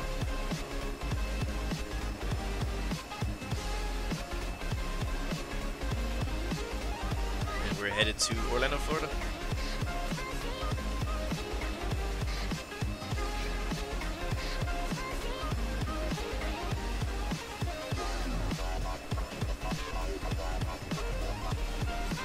Okay, so last night, did I do a stream? No, I didn't stream last night. Did I? No, I didn't stream last night. So last night, after work, I jumped back into. Let's talk a little bit more about DCS World because I'm in love with that game. To be honest with you, I love fighter jets and I love a flight. I love a fighter jet combat simulator. That is a lot of fun to me. And the game is not new. It's been around for a while. They have some really cool updates coming up pretty soon.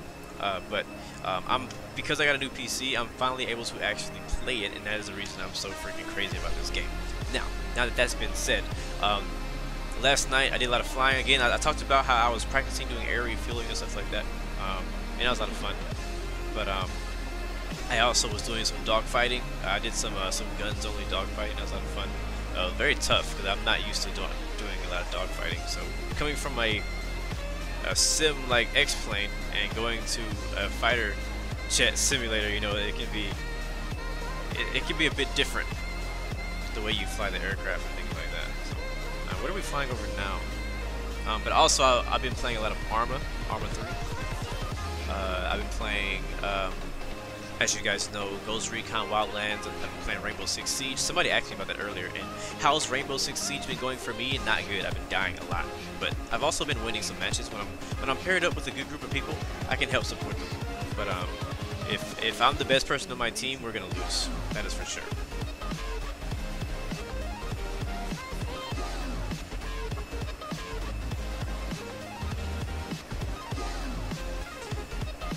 Do I prefer commercial planes, or I guess you're saying Air Force planes? That's hard. That's a hard one. That's a hard one. What do I prefer? I don't even know. Yeah, I don't know. I can't choose between fighter jets and commercial jets. So I like both of them a lot. a lot. James is like, hey, you're answering all our questions. Can you, how about we answer yours? I don't have any questions. Do I? No, I don't.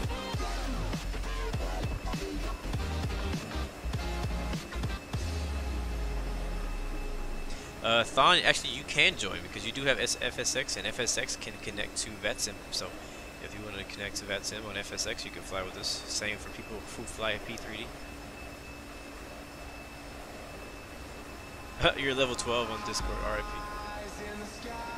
Do I speak any other languages? Si, oui. Those are the three right there. Si, oui. Spanish, Portuguese, French. Just kidding, I don't speak like fluent all those. I only speak fluent English, and I'm learning Portuguese. So right now, like my language levels are English first, Portuguese second, Spanish third. And probably Spanish and Portuguese are very close together right now. Because I first started learning Spanish, and then I decided to learn Portuguese instead, but I had already learned a lot of Spanish, and then Portuguese is similar in some ways, so they're very close together. How is Blue Arrow Force going? It is not. I still haven't even started it really. It's an idea at this moment. I probably need help with it, to be honest. I need some leadership help because I don't really have. I haven't had the time to lead it, to start it, to get it kicked off. I also, another reason that Blue Arrow Force is not really doing anything right now is because I'm trying to also learn, which is what DCS World is teaching me.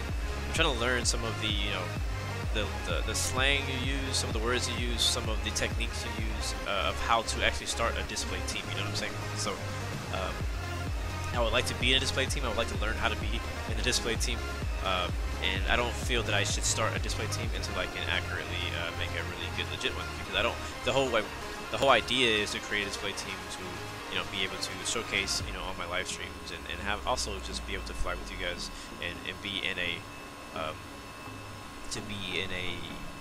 what do you call it, a team, you know. So I think it'd be fun. But I'm just kind of in the research and development phase, I guess you could say, of development of that team. So I'll be patient. It probably won't happen anytime soon.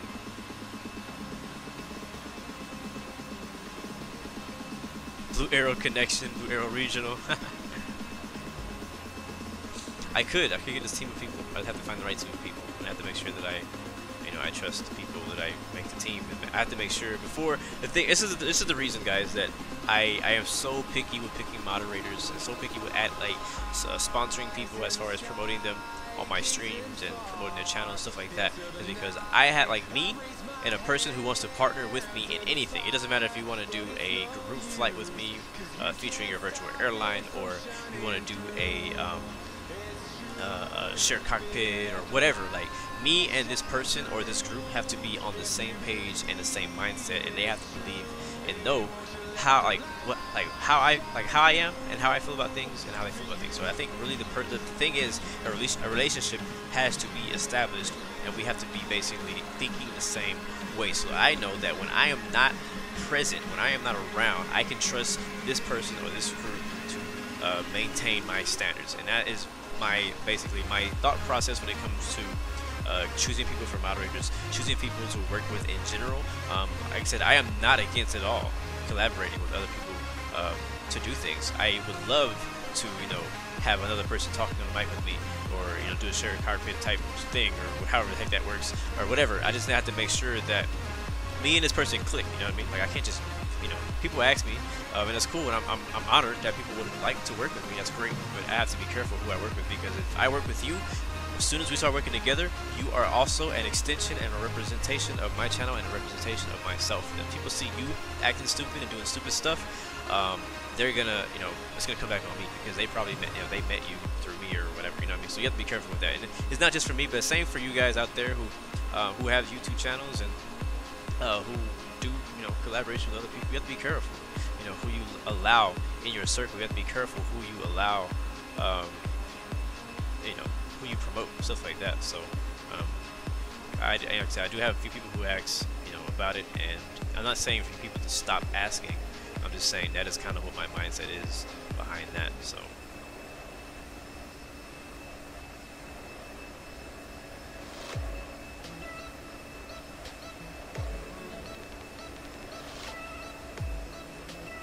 we should not see a sunset in this flight. I'm not planning on seeing a sunset. The sun might get pretty low, but we should not see a sunset in this flight. That's great. You gained 10 subs in 3 days. That's pretty amazing, bro. Keep up the work. Whatever you're doing is just working. Whatever you're doing is working.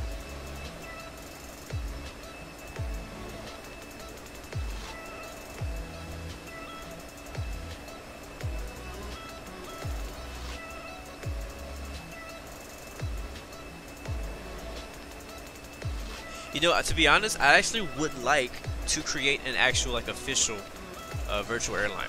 Like an actual, like right now we have kind of like a rough, like just for infinite passengers, really the whole purpose that I made Blue Arrow. But I actually would like to create a actual Blue Arrow global virtual airline. I wouldn't call it virtual airline, I would just call it Blue Arrow global. But you know what I'm saying? Like I would like, because what I would like to do is create this airline and allow it to go cross-platform. So basically, if you're on Infinite Flight, there's a way for you to join. If you are on X-Plane, there's a way for you to join. If you're on P3D, if you're on FSX, there's a way for you to join. The hardest part is finding a way to make it so that I can track flights. You know, there needs to be some type of flight tracking process or system. So like when you fly to point A to point B, it shows up on the Blue Arrow airline website. You know what I'm saying?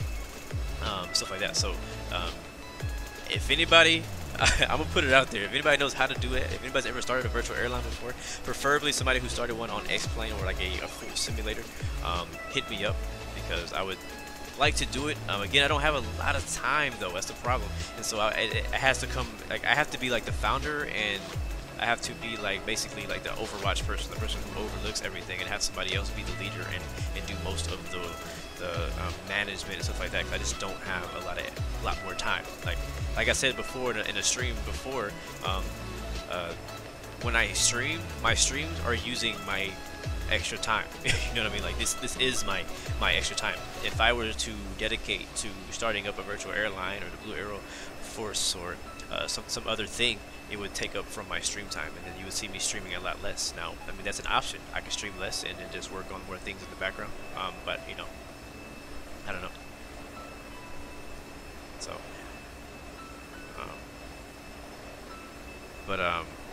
oh wow, we are way behind. The actual flight that we're following today is already over Florida. Holy crap. Yeah, they're about to land. They're on descent, it looks like. Actually, they're flying over Miami right now. I'm tracking my wife's flight, which is the same flight that we're flying on X-Plane. And we are way, way behind them. We're probably like an hour behind. I think they're probably going to land, and yeah, they're scheduled to land at 5:08 Eastern. That's in like 30 minutes. And we're scheduled to land in an hour. So we're about 30 to 45 minutes behind the actual flight that we're following today. But we will not be doing the second leg. The second leg will be going from Orlando to Houston. So we will not be flying that leg for today's stream. At least not that I know of. I'm not planning on it. It's a shorter leg too. This is the longer leg.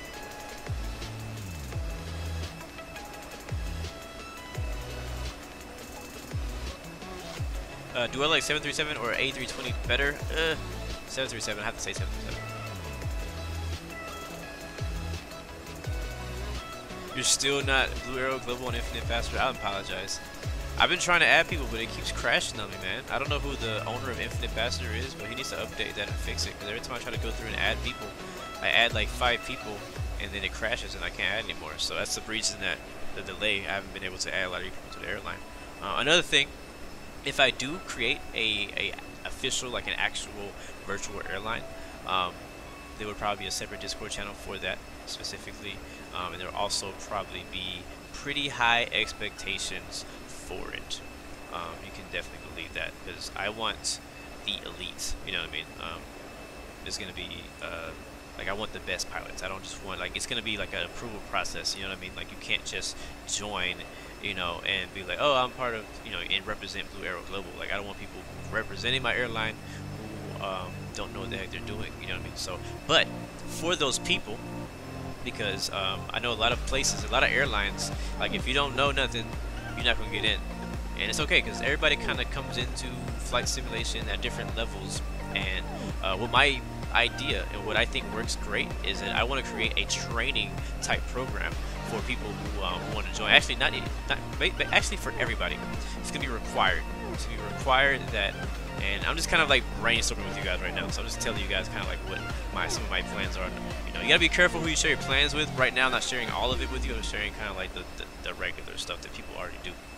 But I want to basically have a training program where you basically start out as like what you would call like a private pilot who can, you know, only fly maybe a certain aircraft, and then you have to work your way up through hours and maybe some tests here and there of, you know, different parts of aviation, so that you can earn, you know, be able to be like, you know, I'm like captain or something like that, you know what I mean? So that's kind of what my idea is, because I want to have the best pilots and also train up some good pilots, you know what I'm saying? Like, the same thing happened for me. I joined a virtual airline for X-Plane like 2 years ago, and I knew quite a bit about aviation, but nowhere near as much as I know right now, because they had a training program, part of the virtual airline for X-Plane. So I went through their training program. I'm actually taking it again now. So I started out with basic pattern work, and then you start learning how to do VOR navigation. You start learning how to do ILS approaches, how to use the GPS, how to program FMCs, how to read charts. Like, all that stuff was part of my training. And so that's why a lot of stuff I know now, that's where I got it from. I got it from that. Like, they take from real life training courses and things like that, and they incorporate it into their virtual airline, which is freaking amazing. I love it. And so it's cool, you know. They use real life situations, and you know, you do training, and you get your hours up, and you work your way up to be you know, a pilot who can fly a 747. You know, I actually didn't make it that far. I only got up to 737 and A320, but still, it's actually really cool. So that's what I want to do for mine. If I do a virtual airline, that's what I want for mine. I want to make sure that I have the best pilots. You have to test your way up and fly your way up. So you have to get hours and also do tests on whatever level you are on.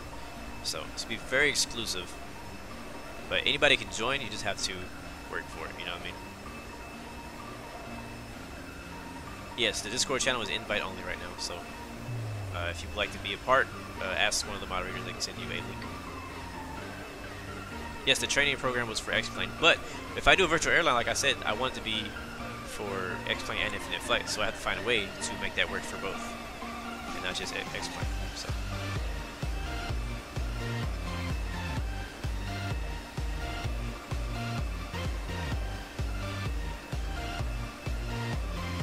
Nice, Justin. You have 0 hours of violations. I mean, 0 violations and 90 hours of flight time. Pretty good, bro. Yeah, multi-platform, what I want. What is this, X-Plane? Yes, it is.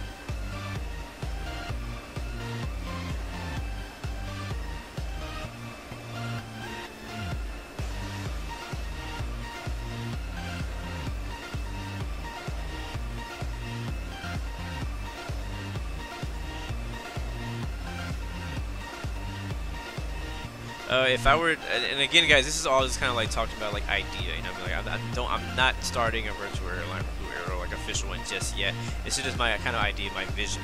This is what I want to do. I can't do it by myself. So I have to, you know, link up with some people. How you doing, Black Ice Cream? Good to see you, bro. Yes, Starly just posted the Discord channel in the description. You have 1 minute to join.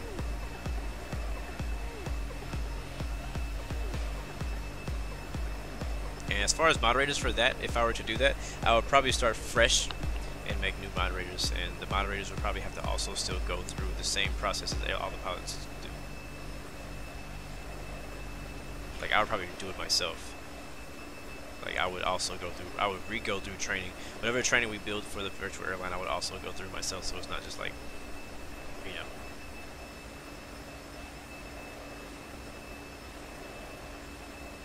Yeah, I need to unblock the word cockpit somehow, but the problem is it has that word inside of it.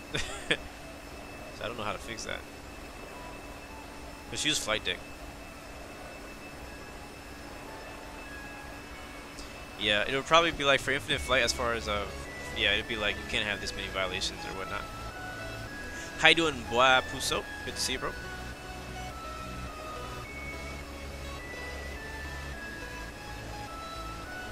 That is true. I didn't know the Air Force One could not be refueled on infinite flight.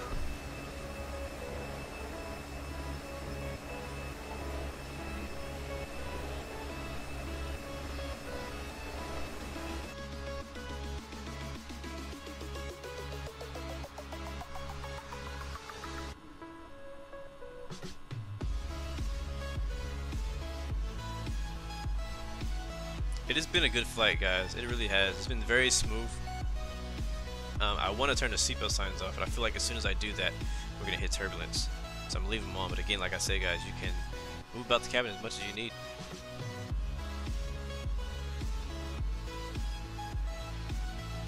Do what you gotta.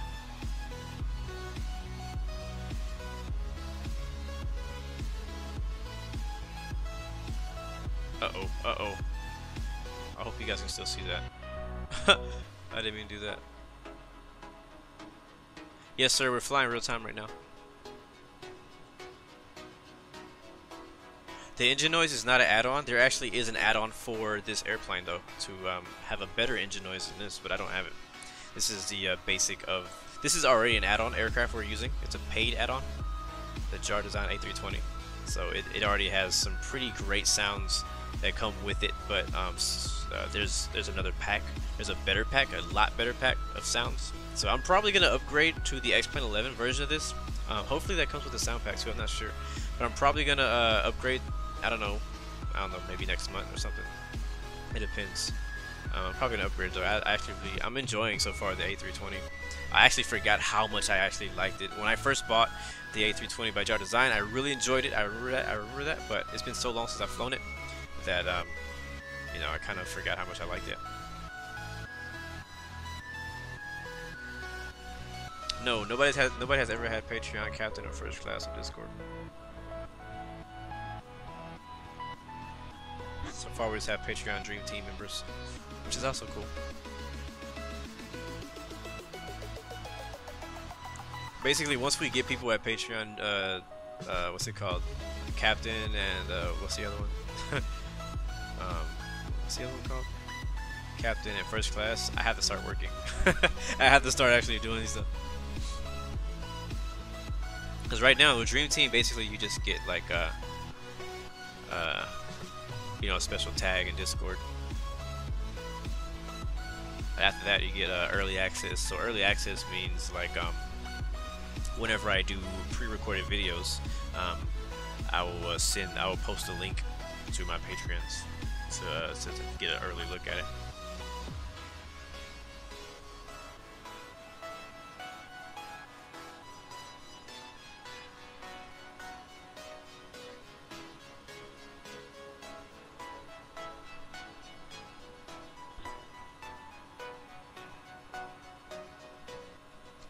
So right now we're just flying over a lot of the Caribbean area. I think it's the Caribbean. It might be the Bahamas. I'm not really sure what the I don't know what the name of this area is.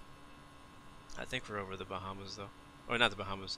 We're like to the south east of the Bahamas, also to the east of Cuba.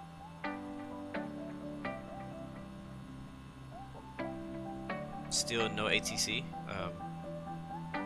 ahead of us. Freaking the south.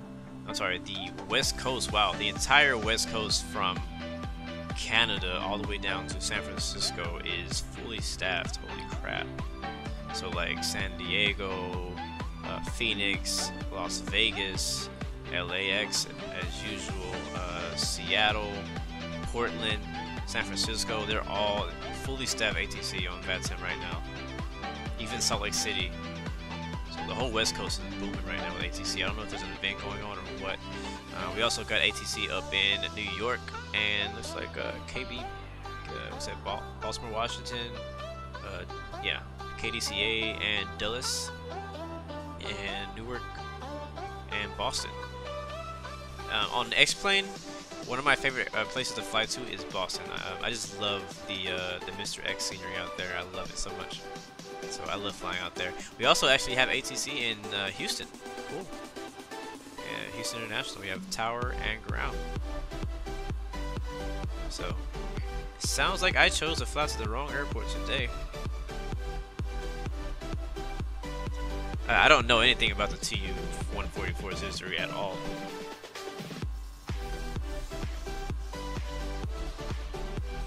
I don't know nothing about that. I gave my first try at flying a tail dragger yesterday. So if you don't know what a tail dragger is, it's like one of those planes, you know, where like it has one wheel in the back. Thank you for that subscription, Non-Dark Tyler. I don't know why they pop up. Do I not have that turned on or something?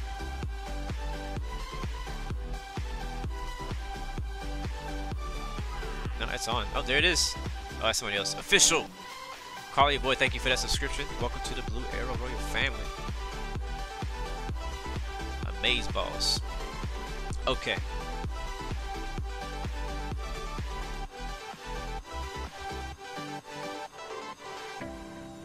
I forget what I was looking for. What was I just looking for, guys? I was looking for something. I can't remember. I forget what I was looking for. Can you do a PA announcement? No.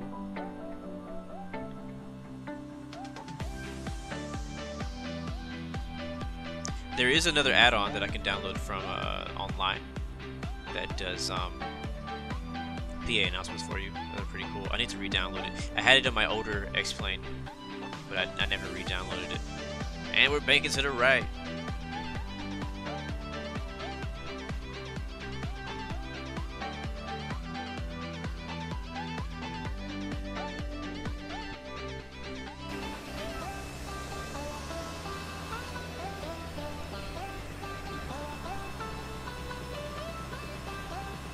Yeah, I actually used to have all of this scenery, but I need to redo it. I don't really see a point in doing scenery out here. It doesn't look, I mean, actually it does look pretty good. We flew out here before.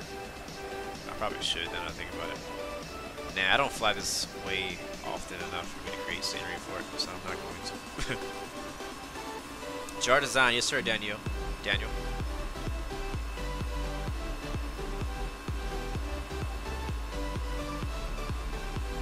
X-Plane really should do something about their horrible contrails.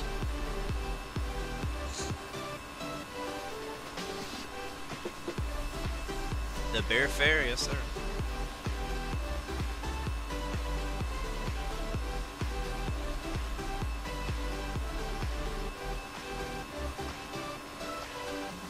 Favorite airline is United Airlines.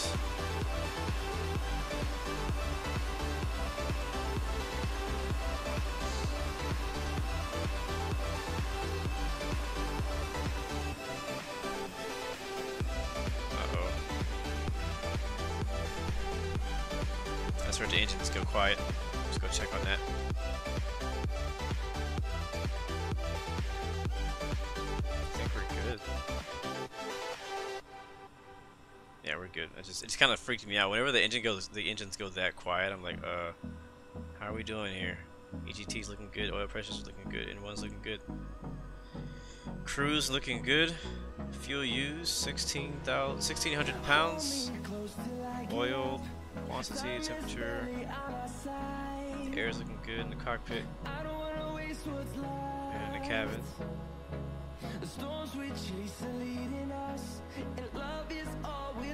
We're good. Let's see. Let's take a look at our flight plan.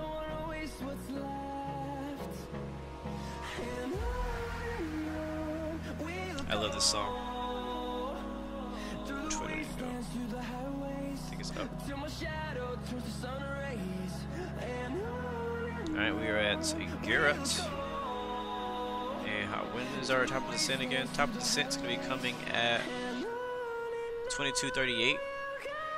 That is in still about an hour from now. So we got a while until our top of descent.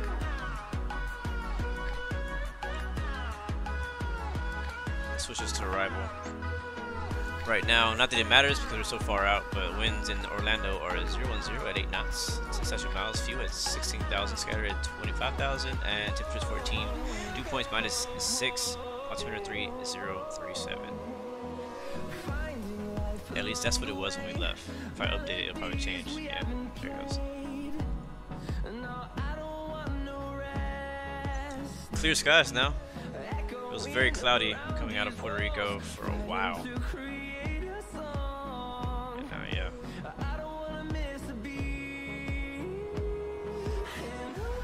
But yeah, it's getting dark. The sun's going down on us.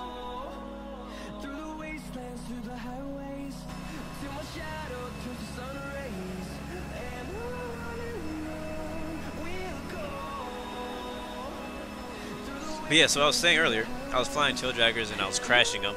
I wish I would have recorded it so I could post it to Instagram, but it was very interesting. I had a guy though on TeamSpeak who was really helping me out with how to fly tail dragger aircraft, and I've never really given it a try for whatever reason. I've never really tried it, so I gave it a try last night because he was teaching another guy, and I was like, hey, I want to learn too. So I gave it a try, and I didn't do too bad on my first attempt at landing. The hardest part was taxiing, because you know, whenever you're taxiing with a tail dragger, you're supposed to pull the yoke all the way back while you're taxiing, so that it does like some kind of thing with the rear wheel. So it was pretty interesting. I kept taxiing through the dirt because I couldn't get the turn like I was supposed to, and then I realized that I needed to have like you know, the left wheel brakes and stuff like that, like separate left wheel brake and the right wheel brake to get the aircraft to turn. So that was another thing. So, but it was interesting. It was a lot of fun. And then eventually we hopped back into F5 again and did some more. We did some racing. That was fun too. We did a race from Nellis Air Force Base up to Mesquite up in Nevada. Basically, it wasn't just like a race. He was in the F-15, I was in the F-5C or something like that. And but the challenge was to race there and never go above 3,500 feet. So basically, I was full afterburner the entire flight, like 500 HEL, and then some of the mountains went all the way up to about 4,000 feet. So we had to find a way through the mountains without, you know, climbing. It's kind of like what we did for the Grand Canyon when we did our flight in the Grand Canyon. Sorry, you know, we couldn't go above a certain altitude, so we had to fly through the canyon until we got to the other side. You know, so that was a lot of fun.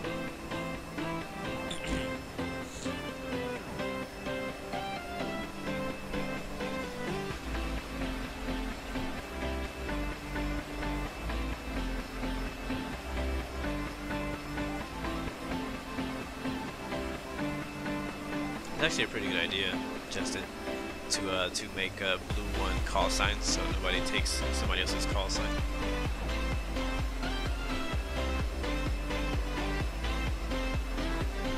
Yeah, that's a good idea. That's something that I want to do for the actual official airline thing. Because basically what I would do is, and again, I know we're talking a lot about, you know, virtual airline stuff. Again, this is not me saying I'm starting a virtual airline. It's just saying that I have an idea to do it.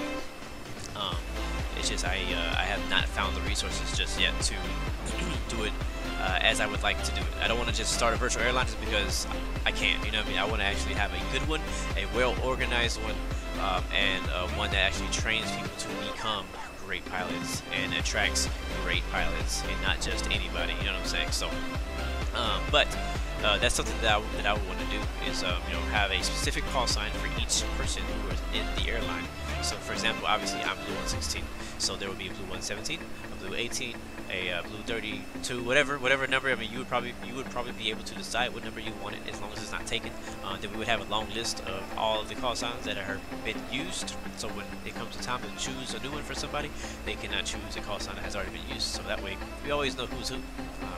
I think that's the best way to do it. For my old airline, that I was a part of, the virtual airline that I was in. The airline was called California Airlines, and my call sign was Charlie Alpha X-Ray 116. So even back then, I was still using the 116 back there in my call sign. But basically, what that means is California Cal Air 116 is like the call sign for short instead of the Charlie Alpha X-Ray. So, but I don't use that call sign anymore. One, because I left the airline, and I'm actually trying to rejoin it because I was inactive because I stopped playing X-Plane for so long. So I have to go back and basically start over again. But yeah, so now I'm back to my original call sign, which is the 116. So I was hoping that when I came back to X-Plane that people will still use it correctly. Because with Infinite Flight, you know, it's a little bit less, it's a little more relaxed with call signs. Whenever you fly X-Plane, you see a lot more realistic, you know, call signs like November 436 Sierra, you know what I mean, or you see Delta 489, you know what I mean. So music is too loud. Thank you. I mean, that's a little bit late. You should have told me that like an hour ago.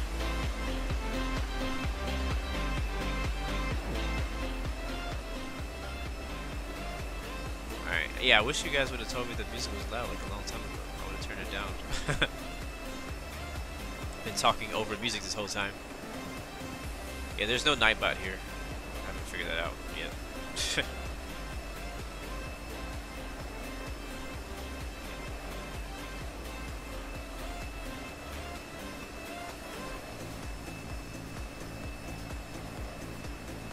Sounds good, man. I'm glad you guys support that idea though, of creating an airline and stuff. It's just like if I do it, I need to have a website, you know. Gotta have a website, gotta have some type of way of tracking flights on across platforms. So I already know a way to do that on X-Plane and on P3D and on FSX. I don't know how to do that on Infinite Flight. There's not really a way. Maybe there is. I don't know. I mean, I don't know. I'm not a developer.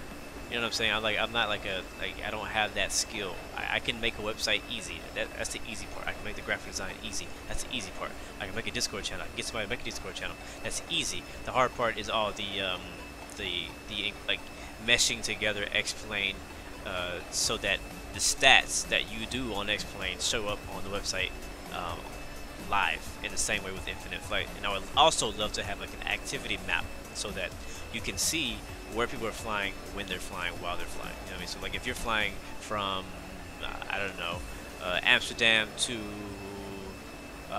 Gatwick, you know, and somebody goes on our website, they can see a live flight map tracking all the people who are in our airline. You know what I mean? So anyways, like I said, I don't want to go too deep into, you know, all of that. I mean, if you guys like those ideas and you have your own virtual airline, I'm not gonna be mad if you use them.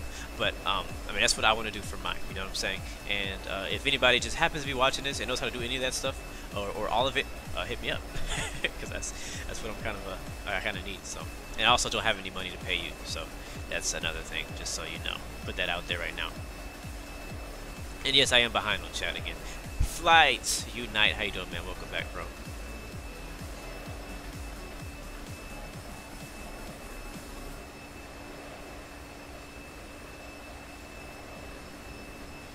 George, I don't know why you're confused. Basically, if I were to create a new virtual airline and make a new Discord channel, everything would restart. Nobody would have an advantage on anybody. Mods will not transfer over. You have to become a mod again. Everybody will be treated the same. So basically, as a start, you know, as when it starts out, I mean, unless I'm partnering with somebody or a group of people or something like that. Other than that, everybody will have to go through the same training process and all that. And even if I do choose mods early on at the development of creating this virtual airline, those people will still have to be held to the standards of doing that, you know. So I'll probably have the standard that you have to go through a specific amount of training before you can even be considered being a mod, because I have to make sure that the people who are modding for a virtual airline know what the heck they're doing, so that, you know, it's not just about moderating the channel, it's also about helping people. Like if people have questions, if they have questions about aviation, about how to do this, how to do that, you know, how do I install this, how do I do this part of the training, like I need people who already have gone through it, have been through it, done it, who understand it, to moderate it. So that's, you know, that's kind of how it is. Is that a boat over there? Is that a boat or an island? Might be an island. I can't tell. Flight Unite. This is a Airbus A320 by HR Design, and we're flying on X-plane. Create a spreadsheet. Yeah, I'm alright.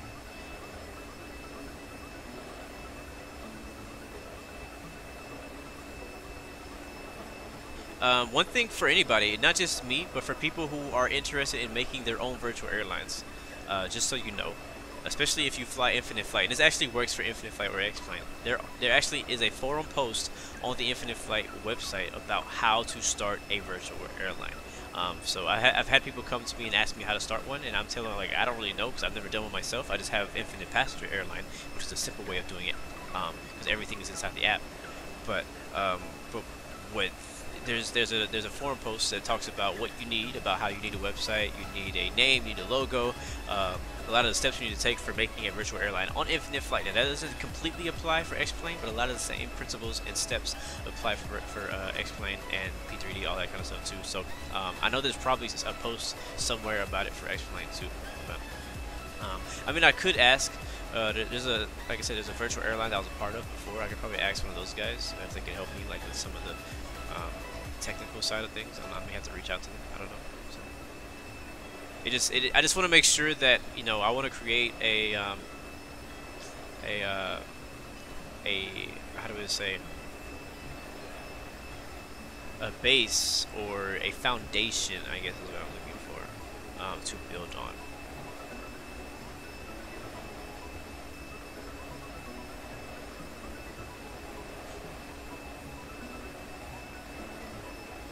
Grand Porter, no, sorry, I can't delay my streams to a later time unless it works best for me. And yes, my favorite plane is the 787.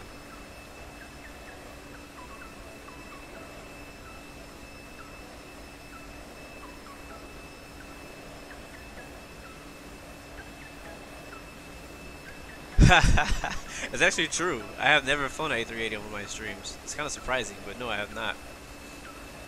I almost did, I think, one time, but I ended up just not streaming it. I just did it myself. You know, actually, what's funny, I take that back. One time, I recorded. Did I? Yeah, I think I recorded a video. It was like a Friday night flight somewhere. I think it was like to Emirates, and I flew an A380. And I pre-recorded a video of me flying in an A380. That was going to be my only ever so far A380 flight, and the video was no good. Like, I wasn't able to upload it. So, but yeah, I've never done an A380 flight on stream.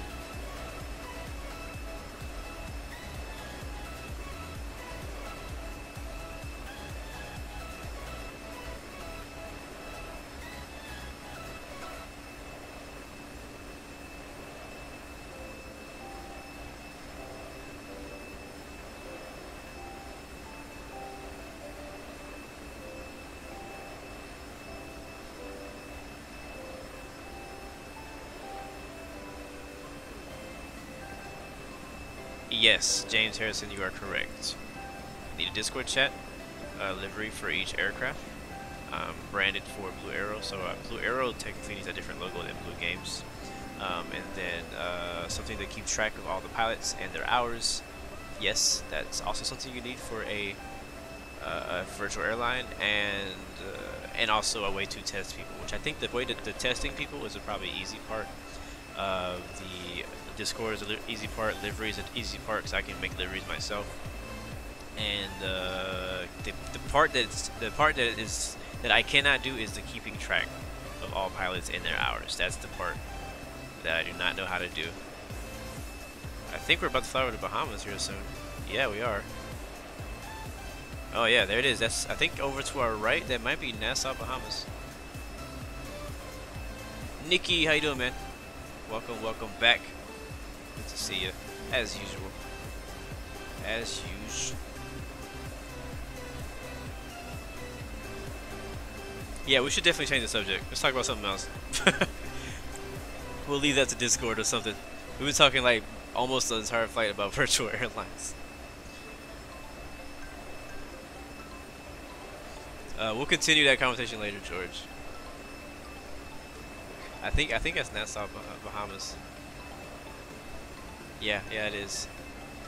And then that is the the bigger part of the Bahamas. I'm not sure what the name of that part is. That sunset right there looks so good. Man, these graphics look so great, man. I'm so thankful for this computer.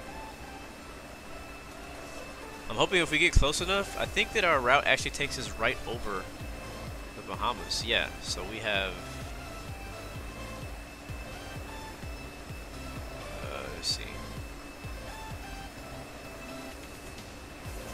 Yeah, so the A55 airway takes us right over the Bahamas. The A555, yeah, airway takes us right over the Bahamas. So we should be flying right over the Bahama VOR.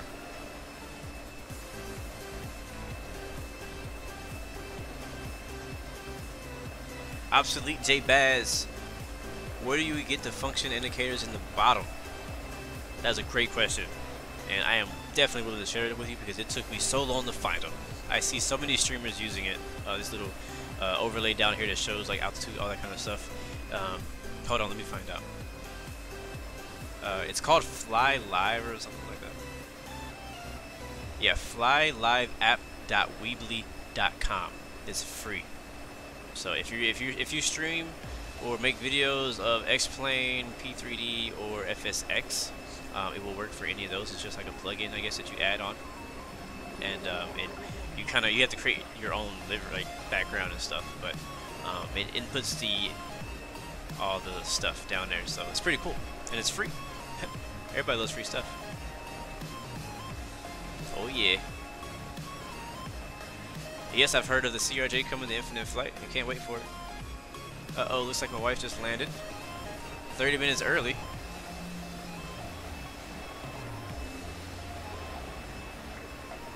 She just texted me. So we were 30 minutes, we were late. Not 30 minutes late, but we're late. We should have landed when they landed. We're still quite a ways out. We still have 45 minutes en route. And how long do we have into our top of descent? That is a great question. Top of descent is going to be coming at 2240. Right now it is 2206. So about 40 minutes or so. Actually, about 30 minutes will be descending.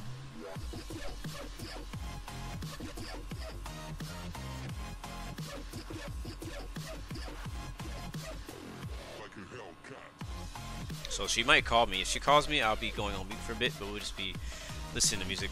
She probably won't be talking for long, I assume. But just warning you guys. The Queen has landed. Let's go to that nose view here. I like that nose view.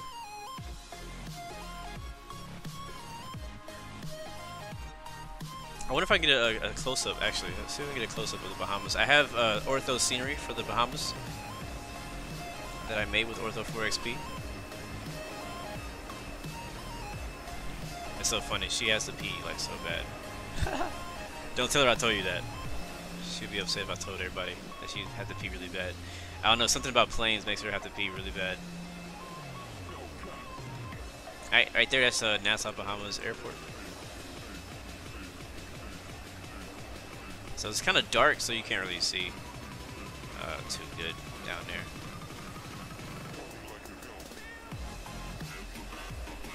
I love this airport, though. By the way, I've flown so many flights to and from Nassau, Bahamas. There's some aircraft down there. If you zoom in, you see those little names. Those are other players. So we have a few people at the gate. One guy either taking off or landing. I'm not sure what he's doing. So it's pretty busy at Nassau. There's no ATC there right now, but yeah, so you have to zoom in quite a bit to even see them.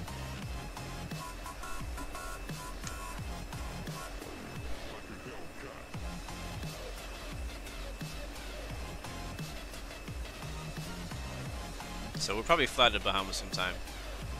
One of the reasons I don't want to fly this is because I've flown there so much, just personally. I don't want to ruin Bahamas for me. I do love flying there. I love how it looks. It's such an easy short flight when you fly from Miami, Florida to the Bahamas. It's just such an easy flight to do. So I've done it like hundreds of times. Maybe not hundreds, but quite a bit.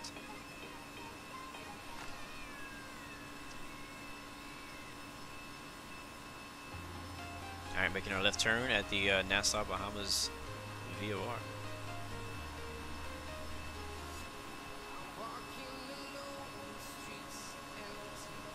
45 minutes ETE. You thought this was infinite flight for a second. No, sir. Yes, sir, I'm on VATSIM, Andy channel.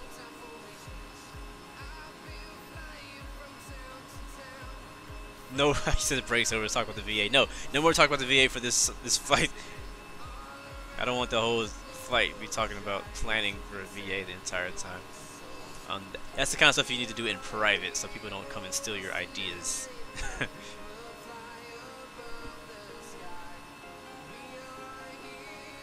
This song right now in the background is so relevant. I assume it's called Heroes, but I don't really know the name of the song. Sorry.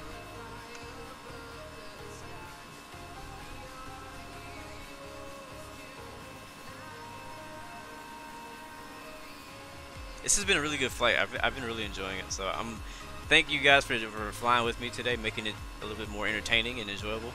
Even though it's like I'm the one, you know, making the video and streaming, I'm supposed to be entertaining you guys, but it seems like usually you guys are entertaining me. So thank you guys for keeping me awake and making this flight seem a bit shorter. I mean, I know it's not really a long flight; it's a short haul. Technically, it's only less than 3 hours flight, but you know me. Usually, when I do longer flights, I'm not sitting in front of the screen the entire time. Like I go do something else. But whenever I'm streaming, I'm here sitting here with everything the whole time.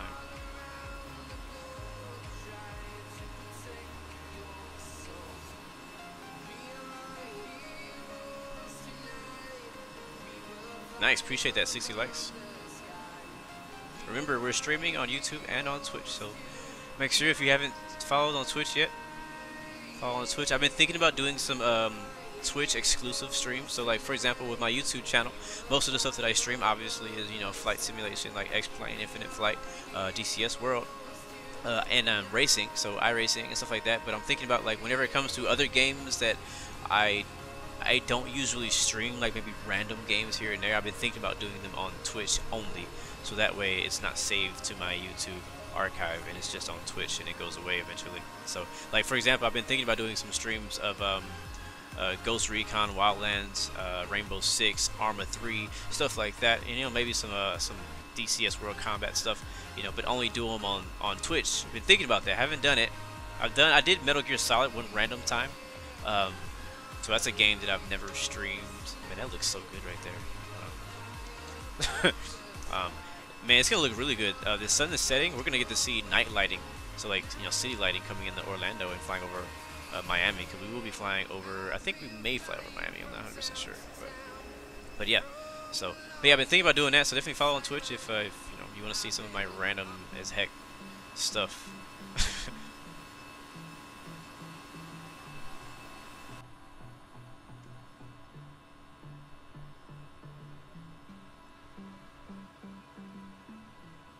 What is my Twitch? Hold on. Let me answer that for you. Oh wait, it's not gonna pop up. Never mind. Twitch is I Am Blue. At I Am Blue Games is my Twitch. Yeah, where people watch live streams. So shout out to everybody who's already watching on Twitch, and people who are already subscribed or following the Twitch channel. Appreciate it. My love. Bum, bum.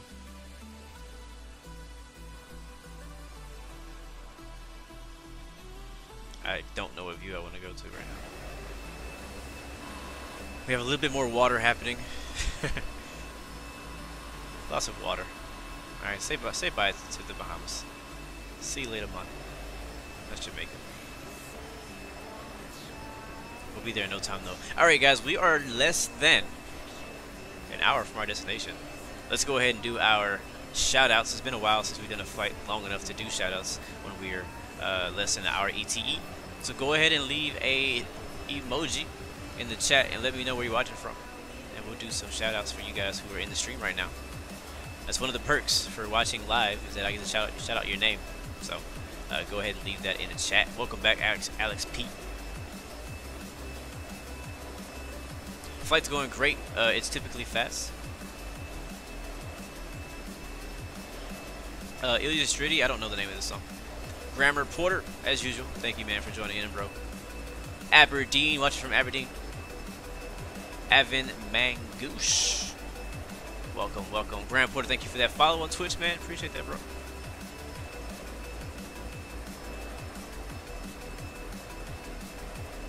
Than Hong, watching from OKC. Dope, man. Thank you for joining in, bro. James Harrison, yes, you gotta get this shout out, and boom, you just got it. Bohemian KJ, thank you, bro. What's up? Welcome, welcome, welcome. Graham Porter, hey, just sent us a little message on Twitch. Appreciate that, bro. Nice. All by yourself. Starly, as usual, from Austria. We gotta head back there. We will be. I've been building scenery out there because I want to go back out to Austria. Ilya Striddy, watch from Sweden.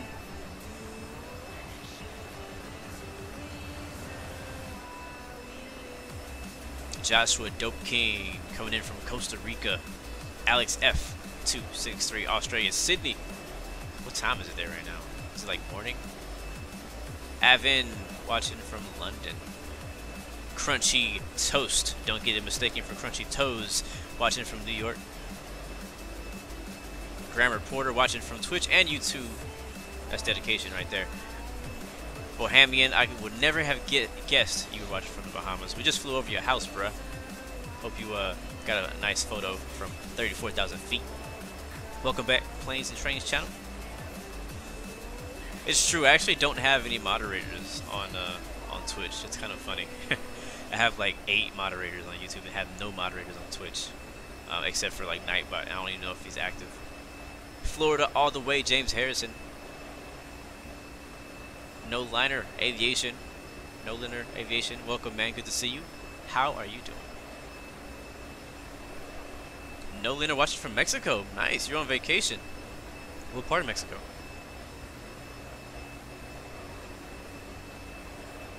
It's around 9:30 in Sydney. Is that AM? That's gotta be That's gotta be AM.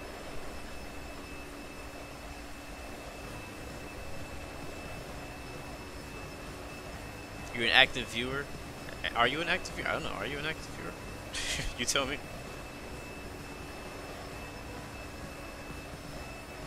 It's so funny. She does not like flying. I mean, we just flew the same flight, so it's probably pretty smooth. One thing I like whenever I have a friend who's flying somewhere and I fly the exact same route at the same time, I'll be like, "Hey, it was a pretty smooth ride, huh?" And you're like, "Yeah, actually." Like, how do you know? Because I flew it too. I was there. I was there. You didn't know it, but I was there. It sounds creepy, but I was there.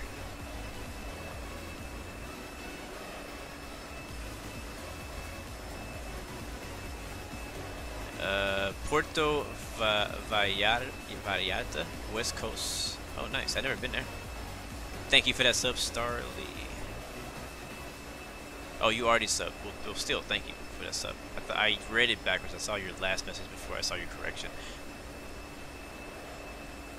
Should you buy the 738 on X-Plane 10 for iPhone? I really don't know, bro. I haven't bought any aircraft for X-Plane 10 on mobile because I just don't like that game enough to buy any extra aircraft. I was very tempted to buy some because I wanted to see, like, I tried it, like the little, you know how they let you try it for like 10 seconds? Well, I did that, and the quality of those planes are freaking legit. Like, I don't think there is, when it comes to quality of aircraft on a mobile simulator, X-Plane wins on any game.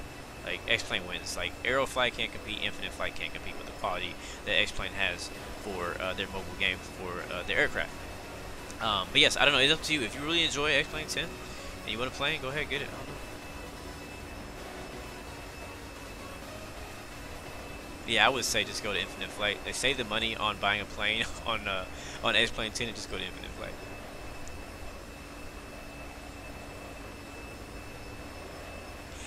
Planes and Trains channel. I would have to review your airline first before I would decide whether or not if I want to join. So, I guess on Discord you can send me information. I know you're still in the process of making it and all that good stuff, but send me information about it or something so I can check it out, because there's certain things I'm looking for when it comes to virtual airlines, and so So just don't take it personal if I don't join your virtual airline. All right, it's nothing personal.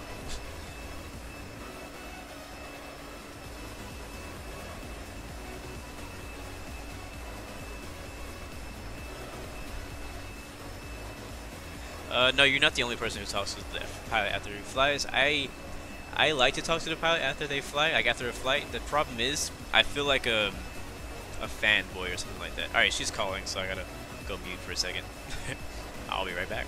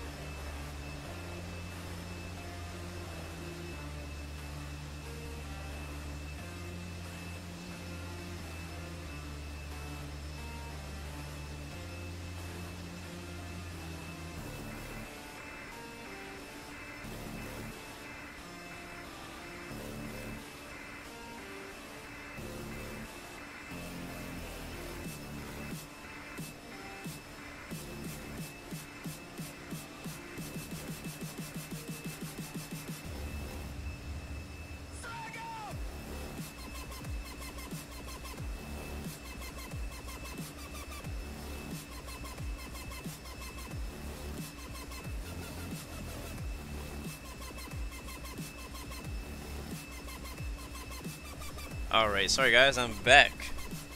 Had a phone call. Yes, my wife has landed in Orlando. So, she didn't really have a lot of comments about the flight, except that she had freaking window seat and didn't take a single photo. I'm like, why didn't you take a picture? You have window seat. That's the great part about sitting on the window, is that you get to take photos of like the world from like a mile high or higher. And anyway, so she was like, she had her phone off because you know, battery and stuff. So whatever excuses, but it is what it is. It's alright. I got plenty of those type of photos anyway, so not that I need more. I just kind of wanted to compare how I looked on her flight to what we took photos of, but it's all good. We didn't actually talk about it beforehand. Apparently it's not dark enough for lights or something, I don't know. But man, that when you look at this shot right here, that looks real. That looks like, I just took a screenshot just now. That is freaking yeah. If I'm gonna post this photos to Instagram, and we'll see if people think it's a real photo. Holy crap! We just flew over Fort Lauderdale, which is over. Where are you, Fort Lauderdale? It's over there somewhere. We just flew over to the north of it, and then Miami International is over there too. So top of descent. Let's go take a look at our FMS to see if we're anywhere close to it. And yes, we are very close to our top of descent. Holy crap, we're close. All right, so since we're close to it, we need to start thinking about charts and things of that nature. Let's see. Let's go to this view right here. Alright, so we're headed to Papa Hotel Kilo, and we'll be there in about 51 nautical miles. And then after that, we'll have another 35 nautical miles till we get to our top of descent, which we should be there at about 2245 at a bearing of 346. Right now, it is what time is it? Hold on. Right now, it's 2237. So that means our top of the descent is going to be less than 10 minutes away. So let's go ahead and prepare for our approach into Orlando. So right here, we look here. We'll go ahead and update the weather for Orlando. Looks like weather is 350 at 8 knots, 10 statute miles, fuel 25,000, temperatures 12, dew points -4, altimeter 3038. That is all good. So 350. We were planning on landing on 36 right, and it looks like that'll still be good. She's connecting in Orlando, so she flies into Houston next. Her layover is about an hour and a half, so she's getting something to eat, and then she'll hop on the next plane straight direct to home. So yeah, so winds are that. So we already got our arrival and stuff planned, so I don't need to change anything in FMS. That's gonna fly us down there just like we wanted to. If you look over here on our little display right here, you see this little pink or magenta arrow that goes down. That's where our top of descent is, and then PHK is our next waypoint. So what I'm just gonna do is I'm gonna go ahead and pull up the charts here and see at what altitude do we need to descend to descend via the Barn 4 arrival into Orlando. 436 right. So let's see if we go ahead and get that up for you guys. And this time I'm going to try not to forget that it's on screen, because last time I forgot. Alright, so our transition is going to be PBI, no, PHK. So basically we're flying into our transition right now. Pahoki is the transition. And we're flying bearing 348 to Barn, where we need to be at, or wait, hold on, we're landing, is that south? North we're landing. I always forget. I think we're landing north. Pretty sure we're landing north. 360 is north. Yeah, so we'll be landing north. So KMC land north. Expect at, or actually at 8,000 feet. So we'll go ahead and program that into our FMS here. 8,000 feet. Not FMS. We'll program to our altitude. All the way down to 8,000. We'll see if the auto throttle takes us down. It should. We may have to slow it down once we get closer to the ground, but other than that, we should be all right to allow the aircraft to, you know, go ahead and descend on its own.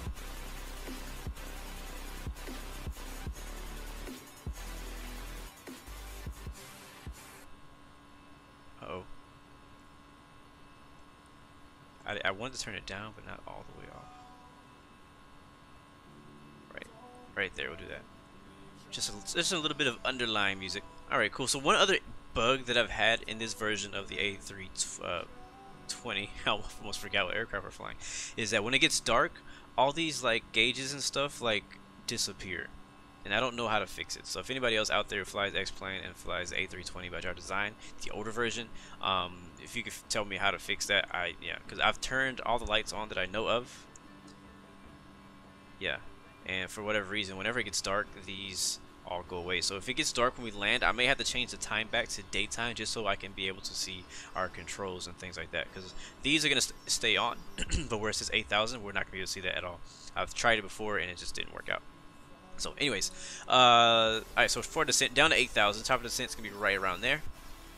And 36 right, I'm going to go ahead and pull up that's the chart for the ILS of 36 right. I'm going to pull that up on my other screen so you won't be able to see that, but it's going to be pretty much self-explanatory. Yeah, we landing north. Down all the way to 5,000 for Tramp. And then we'll meet the localizer probably around 3,000 feet. We actually may meet it at 5,000. It depends. I don't think we didn't make a transition, so we'll see how that ends up. But so at the lowest we'll probably be established on localizer by 1,600 feet. And then the localizer DME it's gonna be 110.7. So let's go down and make sure that that is oh, wrong button. Make sure that is plugged in correctly. Usually the cool thing about the Airbus is that it does that on its own. If you in the FMS, if you set a certain, oh, I keep pressing all the wrong buttons. I'm sorry. Okay, hold on. Whenever I figure life out here, okay, we'll be all right. Here we go. Okay, this is where we want to be. Go away, this thing. X-Plane 11 will not let you move this. On X-Plane 10, you can like put this wherever you want it. On X-Plane 11, it was not working like I wanted to, so I gotta wait for it to go away. Got somebody landing at Daytona. We are okay, close Dab to is. top of descent, sir. Thank you, co-pilot. Ecam. Okay, so we're looking for radio nav. So right here we see 1154. That is not here. Here's our ILS frequency is 1107. That's already put in, and our CRS is going to be 005. So that is correct. This is already tuned in correctly, so we don't have to worry about that. Alright, coming up on our top of the descent here pretty soon, and all I'm going to do as soon as I press the right button is I'm going to go ahead and click on this right there, and you're going to see right here it changes it to throttle idle, and it changes to descent. And if I go to FMS, it may actually change it there too. No, it doesn't. Sometimes once you get into the descent phase of your flight plan, a lot of times this will change to show you the descent profiles and things like that. It'll also tell you if you need drag, which we probably will. It is not okay, sir. It is not okay. See, do we have a before? Let's see. Approach. Here we go. Approach checklist. Briefings confirmed. ECAM status checked. Seatbelts on. Bayro set 2992. Decision height 200. Engine mode selector. It is not okay, sir. It is not set normal as wearer required. It is not okay, sir. It is not okay. What did he say? I forgot what it was. I wasn't even paying attention to what exactly was wrong. So the aircraft has already kind of put itself into like a type of descent. Once we get to the actual top of the descent mark, it's actually going to adjust its descent profile to make it down to what the FMS is telling it to make it down to. So this is the easy way to descend. You don't have to do any calculations or anything like that. So I would love to do a night landing, but again, it's just these are all going to disappear for me. Alright, I'm going to hit that button right there. So now it's going to control our speed too on its own instead of me doing it. Engine mode selector. Thank you. You know what? I never changed that back, even when we took off. Set normal as wearer required. That was supposed to be. It is not okay, sir. It is not set. It was supposed to be like that. I would do medium. Auto brake set. Checklist completed. That's funny. That's probably why we failed the before takeoff checklist too, because I didn't set that button back. Man, I'm getting hungry. I'm getting really hungry. Sorry, looking at my phone. I'm getting very hungry. I can't wait to. When we land, I'm gonna eat. Oh yeah, I'm gonna eat, and then once I eat, after I eat, I'm probably going to I don't know, play a different game. Today's my gaming day. I have the place all to myself, so that's why I'm able to do a longer stream. for you guys today, and once we finish, I'll probably either do Arma, DCS World, or yeah, probably one of those two. It is not okay, sir. It is not okay.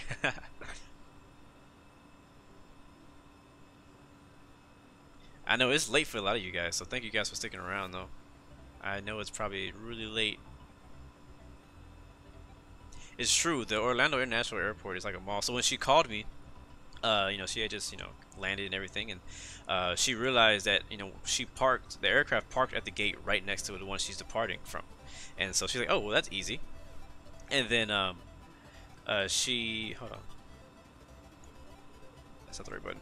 And then she was hungry because she's like, okay, I have like an hour and a half before my next flight. I want to eat because she's like starving. Holy crap! Oh, those are clouds. And so she's like, where's the restaurants? Because like she always asks me these things because I've traveled so much that I remember some of the airports and what they have. And I'm like, well, Orlando has an amazing airport. It's like a mall. Like it has so much food everywhere. So I just walked towards the exit, like to go back to baggage claim, but don't go past security. And there should be like a massive area where there's like a bunch of food. So she found it. Nico, no sir, this is not the Flight Factor A320. I do not have that version yet. This is the old jar design A320. This is not even the X-Plane 11 version. So whenever I upgrade to the X-Plane 11 version, it's gonna look so much better. And yes sir, we are flying on VATSIM. But again guys, I know it's real late for some of you guys who are from the other side of the planet. Thank you guys for sticking it out for me. Hopefully I don't give you guys the Ryanair treatment on the landing. No problem, Nico. Yes sir, this is the jar design.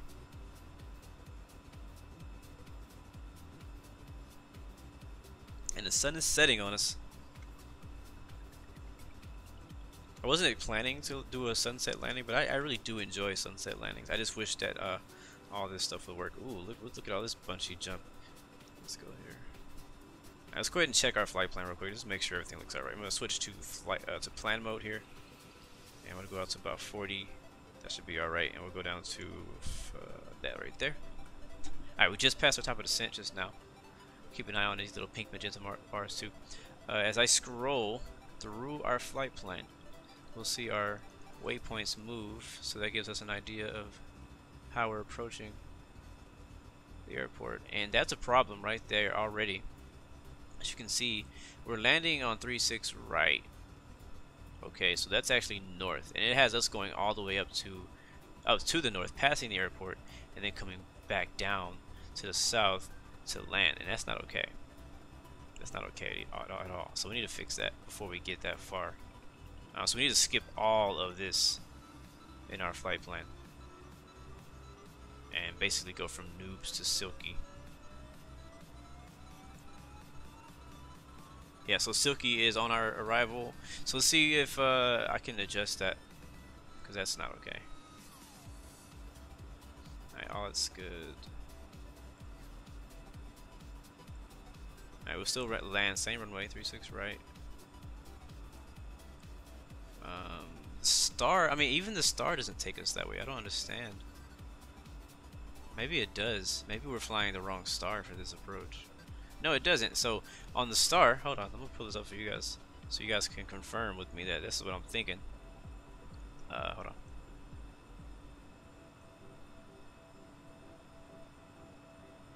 Yeah, so for the barn 4, is it barn 4? Yeah, barn 1, whatever, barn 4, yeah, arrival. So we flew past PHK, we were in our top of the descent somewhere in this line. We're headed towards barn, and from barn you continue to knobs, which we have on our flight plan. And so what it wants us to do actually is fly all the way up here to Popeye, or no, Ramez, and then it's going to turn us around and fly us back down to our arrival. So what we need to do is adjust the flight plan to take us from noobs or knobs to Surrey, and then we fly Surrey to the to our arrival. So let's see if I can make that change without screwing anything up.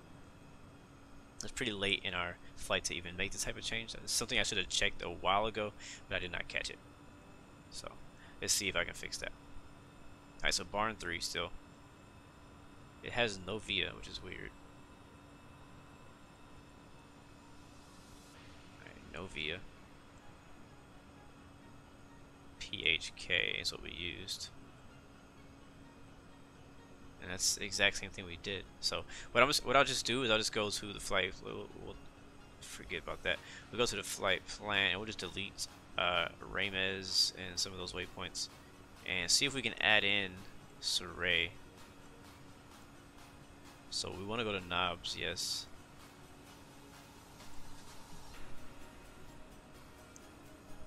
Hold on. Staying awake all night is not okay, sir. It is not okay. It's okay. I've done it multiple times this week already. Hold on.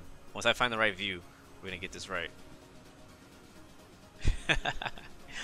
Oh man. Okay, so actually, I want to do this. Let's go back.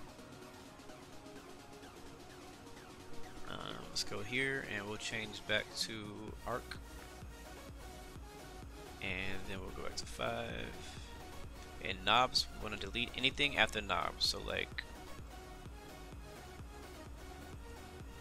mix, Mickey, whatever. We don't want that waypoint. We'll delete that. Clear. All right, that's gone. Ramez, delete that. Don't want it. Okay, clear. You can already see. You can barely see some of these knobs and stuff like that. Speaking of that, let's turn on the floodlights. There we go. Floodlight left. All right, and that right there. And we probably don't need whatever the heck this is. Red 250. Yeah, we don't need that. Clear. Still don't have any ATC, so we're not going to be getting any vectors, so this is all up to us. Of course, now there's ATC center over Bahamas and over the Caribbean. Now that we're gone, this is how it always happens for me. They wait till I leave. It's like they don't want to control for me or something. Alright, clear that. We're getting dangerously close to noobs or knobs, so we need to hurry up.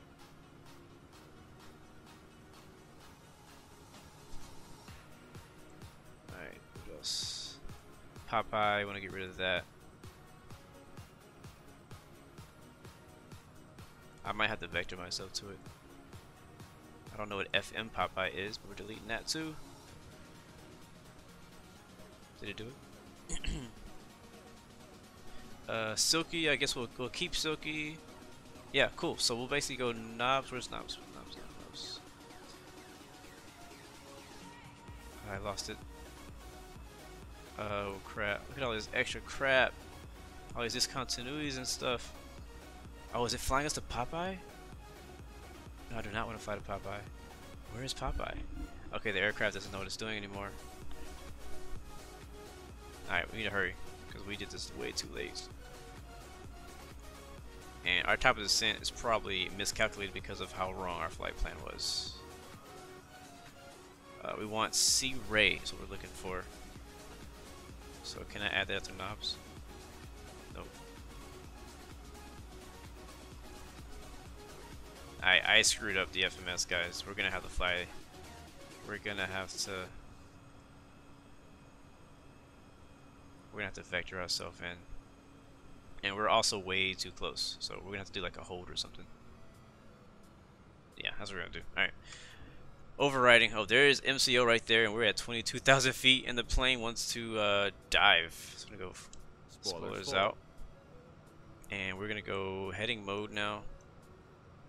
And control our speed also. Let's go down to 250 knots. And we're gonna make a right. Actually, let's see, where are we?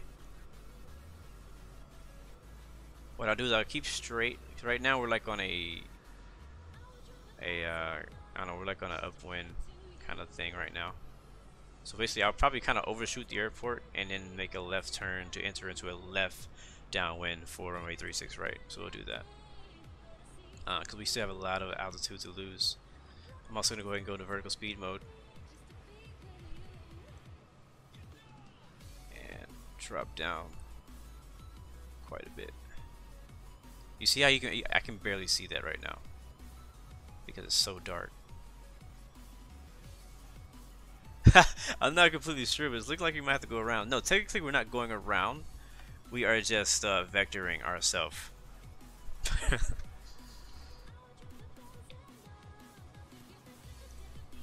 This plane looks great at night. It's just the cockpit is just something's buggy about it. Yep, there's Orlando right there. If it was daytime, you would be able to see the ortho scenery I have for this area too, but it's not daytime, it's nighttime.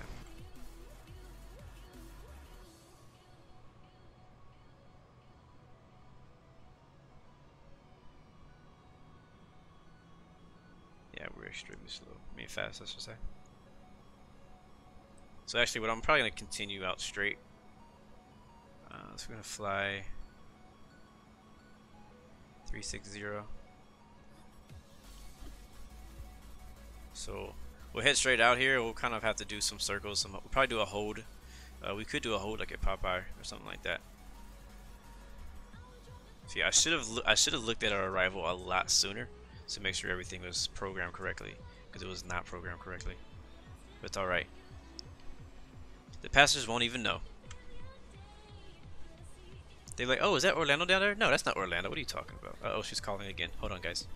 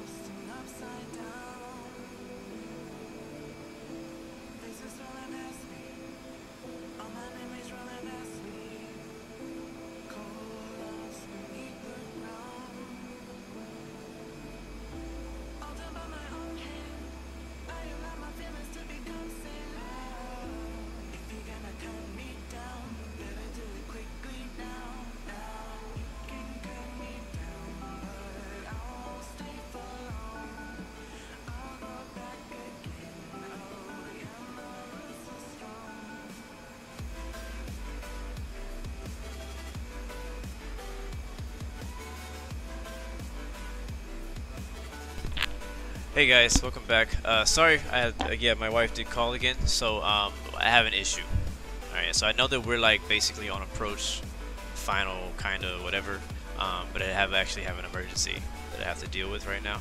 And just so you guys don't worry, my wife is okay. The problem is the flight that she was supposed to be on back home tonight just got canceled less than an hour before the flight was supposed to take off.